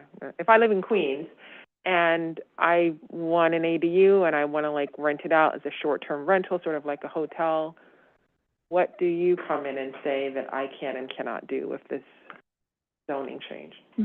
Thank you. Good question. I mean, that's absolutely prohibited. Any dwelling that we are creating through housing opportunity is for residential use, is for permanent occupancy. You can't rent it out for fewer than 30 days. I want to have tenants in there for 30 days. 30 days or more, that's permanent occupancy. What the Airbnb, these are what people If you wanted to Airbnb a unit for, what the state law defines as permanent occupancy, which is over 30 days, then that would count as a permanent, occupancy situation, and you would be able to do that. That's rarer. Overwhelming majority of the time when people think about Airbnb, they think of a long weekend or a week or something like that. Absolutely prohibited in an ADU. It is permitted under state law in certain circumstances if it's a bedroom, in your house and you're registered with Airbnb and you are in occupancy in the same unit at the same time. That's kind of the pathway to renting out, a bedroom. But you can't rent out a whole apartment. You can't rent out a whole ADU or anything like that for fewer than 30 days. And that's bedrock. If I have an ADU, I dress it up, I do a renovation, I cannot rent it out on Airbnb or short-term rental for fewer than 30 days. I can if it's 30 days or more. Yeah, you'd have to rent it out for permanent occupancy. Okay. Yeah. My next question is, well, it's more about UAP, so I may save that, right? And we're going to do, I guess I've just been thinking about it's more of a statement question and statement. I've been thinking, we're talking about zoning and how much zoning can really do with affordability, and obviously MIH was it's considered like the most rigorous zoning change for affordability, and with the UAP, it is just it's only an option. It's not a mandate, and it's only if developers want to add housing, right? And so, I don't know. I guess I'm just wondering if I'm missing something here, because this is the main thing people brought up at the hearing too: the affordability piece, this aspect of quote unquote giving the city a way to develop. This is what people are saying. So, am I missing something here with the affordability, or is there? No, I mean, I think it was the last review session where I tried to give a presentation of when affordability mandates, when we, the city planning, HPD, others, when we view affordability mandates as appropriate and as good housing policy, and when they can backfire and turn into bad housing policy by preventing anything at all from being built affordable or market rate. I will look at that then. I will not have you talk more. Oh, okay. It's been like an hour, so. All right, I will look. That's great. Thank you very much. Thank you. Okay, thank you, Commissioner. Commissioner Osorio? Thank you, Chair. Thanks again, John, for addressing our questions. I don't want to repeat what we've said in previous hearings, in previous review sessions, but I do want to sort of like remind you of a couple of questions that are still pending. I want to start though with what you've presented today. Thanks so much for walking us through the rationale and the more detailed sort of like analysis of or response to the questions that you've gotten on campus. And so that was really useful, and that slide in particular was very illustrative. Thank you for that.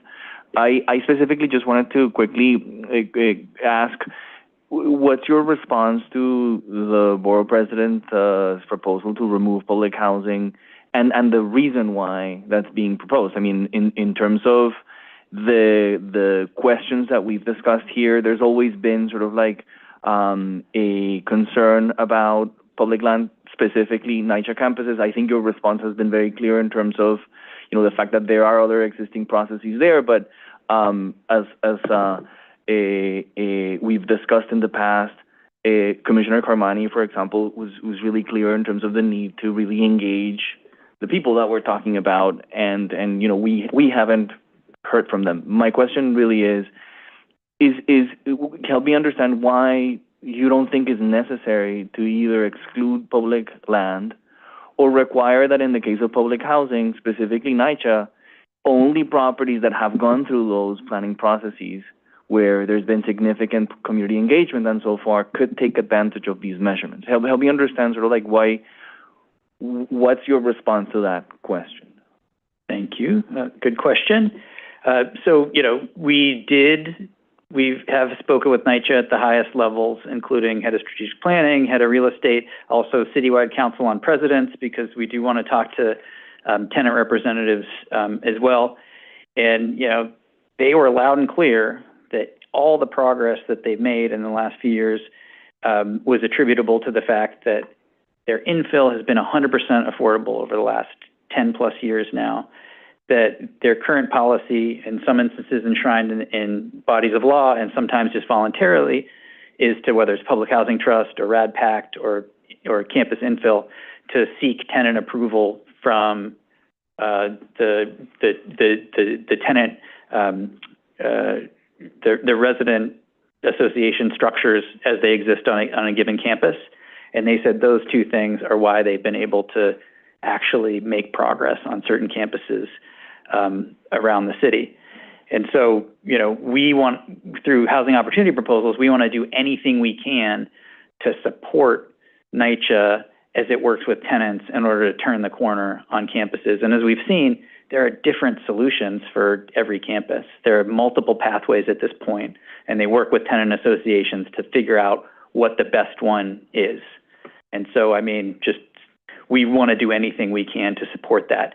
When it comes to writing things into the zoning, that becomes more of an authority issue, a legal authority issue of things that we can and can't do through the zoning. We can work with and support efforts through other bodies of law or among other agencies in order to get those done. But there are limits to things that we can just put in the zoning, like requirements for 100% affordability. That's something that would be beyond our authority to do, for instance. Thank you. I appreciate that, but you know, there is, you would I think it's fair to say that that's a concern that we've heard also from the public, that the lack of affordability requirements with something that you're changing across the board could potentially sort of like lead to unintended consequences, particularly to what you said has been a success, which is that all infill has been affordable housing. So I understand also that we are sort of like looking at this, this may be one of those things where we have to agree to disagree, but just to make sure I follow up, I also just want to understand, you know, what are your thoughts on that other alternative that I suggested, where when the city of, like for example, when the city of Portland has, instead of sort of like changing the underlying zoning, created an opportunity for those property owners who want to take advantage of something like this to actually do it, like with either a new zoning designation or an overlay, which could potentially be, I know that this is not fully addressing what the spirit of City of Yes, which is to expedite the production of housing, but this, in my mind, could actually be, could address what I think is maybe sort of like a difference of opinion, because I know that you are we're discussing this because you've put forth a citywide zoning text amendment. I believe in neighborhood planning, and I believe that you have to anticipate and address some of the infrastructure requirements that Alex was bringing up in terms of limitations of seeker. But we are limited by seeker because we are pursuing a citywide zoning text amendment. There are other ways of doing that, and I want to be sort of like fair in terms of really responding to them. No, I mean, I agree with you completely. I mean, the housing opportunity proposals, again, are definitely not intended to take the place of neighborhood planning. They're intended to complement neighborhood planning. The housing opportunity proposals are incremental changes across the widest possible geography. As you've seen, most recently with Bronx Metro North, like, neighborhood planning efforts can result in dramatically more significant changes, of course, within a narrower geography. And those things can and do go together. Mm-hmm. If we didn't do citywides and we only had neighborhood planning, it would take us hundreds of years to get to all the neighborhoods and update their zoning codes. In terms of, things that people want to see attached to our proposals to enable modern, height-limited contextual development on irregular sites and on campuses, back to what the proposal does and doesn't do. Let's say we were to require 100% affordable to do height-limited infill on a campus, or require a special permit in order to do height-limited infill on a campus. Then you would just go back to you would incentivize the before again. So people would be able to build without any affordability, without any special permit as of right, but it would be the type of development that people really have told us across the decades since the 1960s that they really dislike. And so we're just attempting to say, when development happens on irregular sites, on zoning lots with existing buildings, we want it to be the type of development that people like, as opposed to the stuff they don't like. We want it to be more efficient building forms that are better for affordable housing, rather than the tall, skinny buildings you see on the left. Today we force NYCHA to go through years of process in order to do modern, height-limited, 100% affordable senior on their campuses that have been approved by tenant associations. We just want to support them. We want to facilitate that from happening rather than continuing to serve as an obstacle to that, which we see as very beneficial. Well, thank you. I appreciate that. I mean, I still sort of get hung up when you say we want to give people what they want. We want to do what they're telling us that they want to do, when I feel that the proposal that is coming from the borough president is precisely to allow for additional public input in places where we may need to sort of allow that. But I understand what you're saying. That's clear to me. If I have time for one more question, thank you. So the other quick question that I have was so in terms of the I want to go back to Commissioner Cerullo's question and sort of something that relates to something I had wondered if it was possible. I haven't been able to, I have my own notes in this, but I haven't been able to see something, and I don't know if you may have it. I don't want to suggest additional work because I understand how busy you are, but I think it would be really useful to visually see where do the different incentives can actually stack. We had a conversation in a couple meetings ago, I think with Frank too, in the context of how, for example, incentives that apply to low density districts would relate to other existing incentives. One, number two, the other incentives proposed by City of Yes. And so I'm wondering if that's something that you may have, or you can help us sort of produce to understand where you could actually stack some of these incentives, and where you actually may sort of create the scenario more clearly that we've also been discussing in the context of UAP, where UAP is an option. And so, the implications for those of us who are concerned with the lack of required affordable housing, just in general. But anyway, is that something that you think is possible? Gotcha. It would really be useful to see that, to anticipate where that may happen. We do have applicability maps for the individual components. I'm trying to think about do you have anything to add on stacking, Frank? Yeah, I can see ways that we would provide potentially examples of projects that, maybe you were using UAP and then you were getting a landmark transfer in order to increase your FAR by 20% or something like that.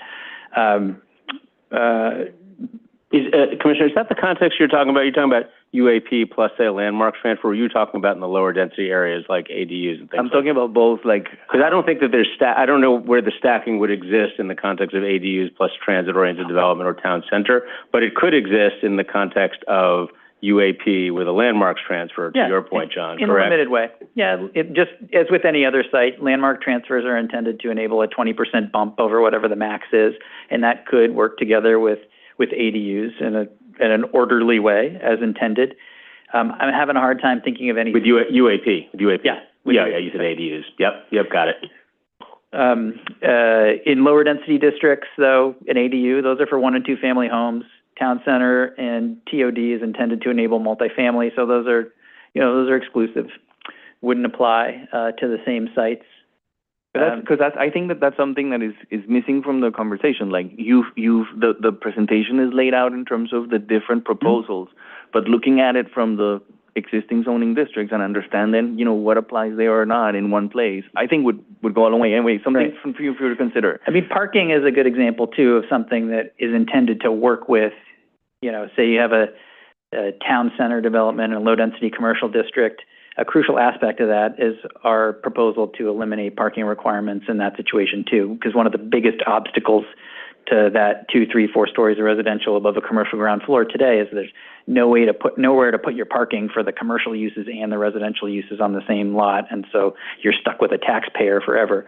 So the proposals do interact and support each other in that way, generally not to enable something bigger than you've seen when you're looking at town center or TOD, but just to facilitate that through things like removal of parking requirements. Was that analyzed as part of the reasonable worst case scenario? Is that something maybe that already you have?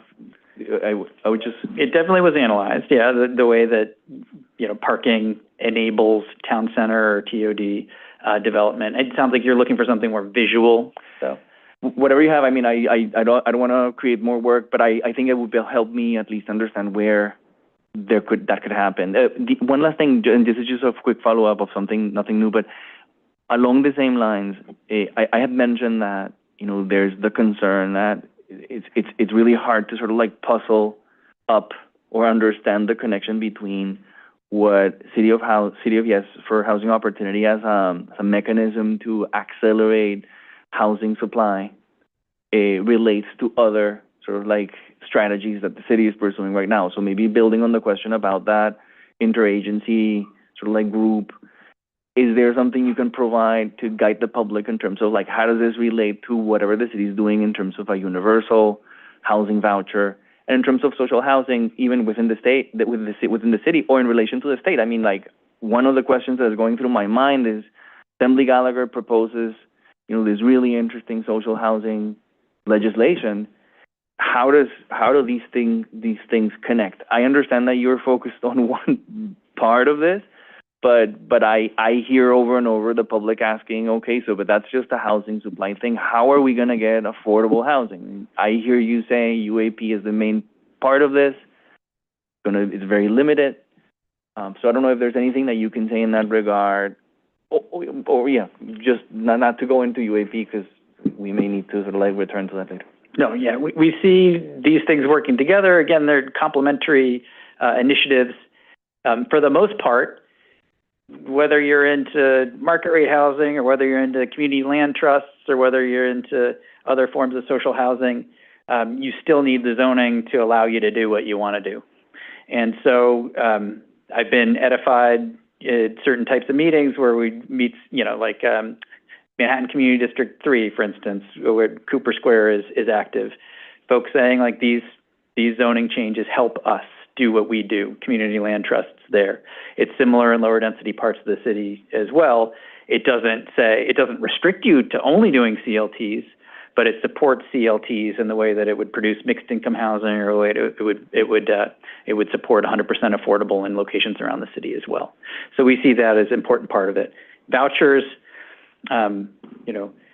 every single income restricted unit that we create, is a potential benefit to a voucher holder as well that may have difficulty finding housing just on the open market. HPD has good data on the way that income-restricted housing created through zoning support voucher holders, and so that's why we want to maximize the amount that we produce through things like UAP, which, by the way, we do expect to be the biggest proposal for affordable housing in the zoning ever in history. We expect UAP to create more income-restricted units in the first 10 to 15 years than all our other zoning programs for affordable housing have created since 1987. So it's big. It's not small. It's not limited. It's big. It's huge. It's inclusionary framework everywhere in medium and high density districts. That's radical, and we feel pretty good about it. That only creates excitement on this end. But again, I want to see the research and the data supporting that. I want to understand sort of like what is telling, how are we getting to that, and perhaps, how are we also, what also can inform some of these other opportunities to strengthen it further. I appreciate what you said. I don't want to take too much time, but anything that you can provide along these, to me, to the commission, but to the public, I think would be very much appreciated. Okay. Yeah, and for UAP, again, it's not this radical, crazy new idea. It builds on that inclusionary framework that has been producing affordable housing in the city for a while now, and just expands it pretty radically geographically.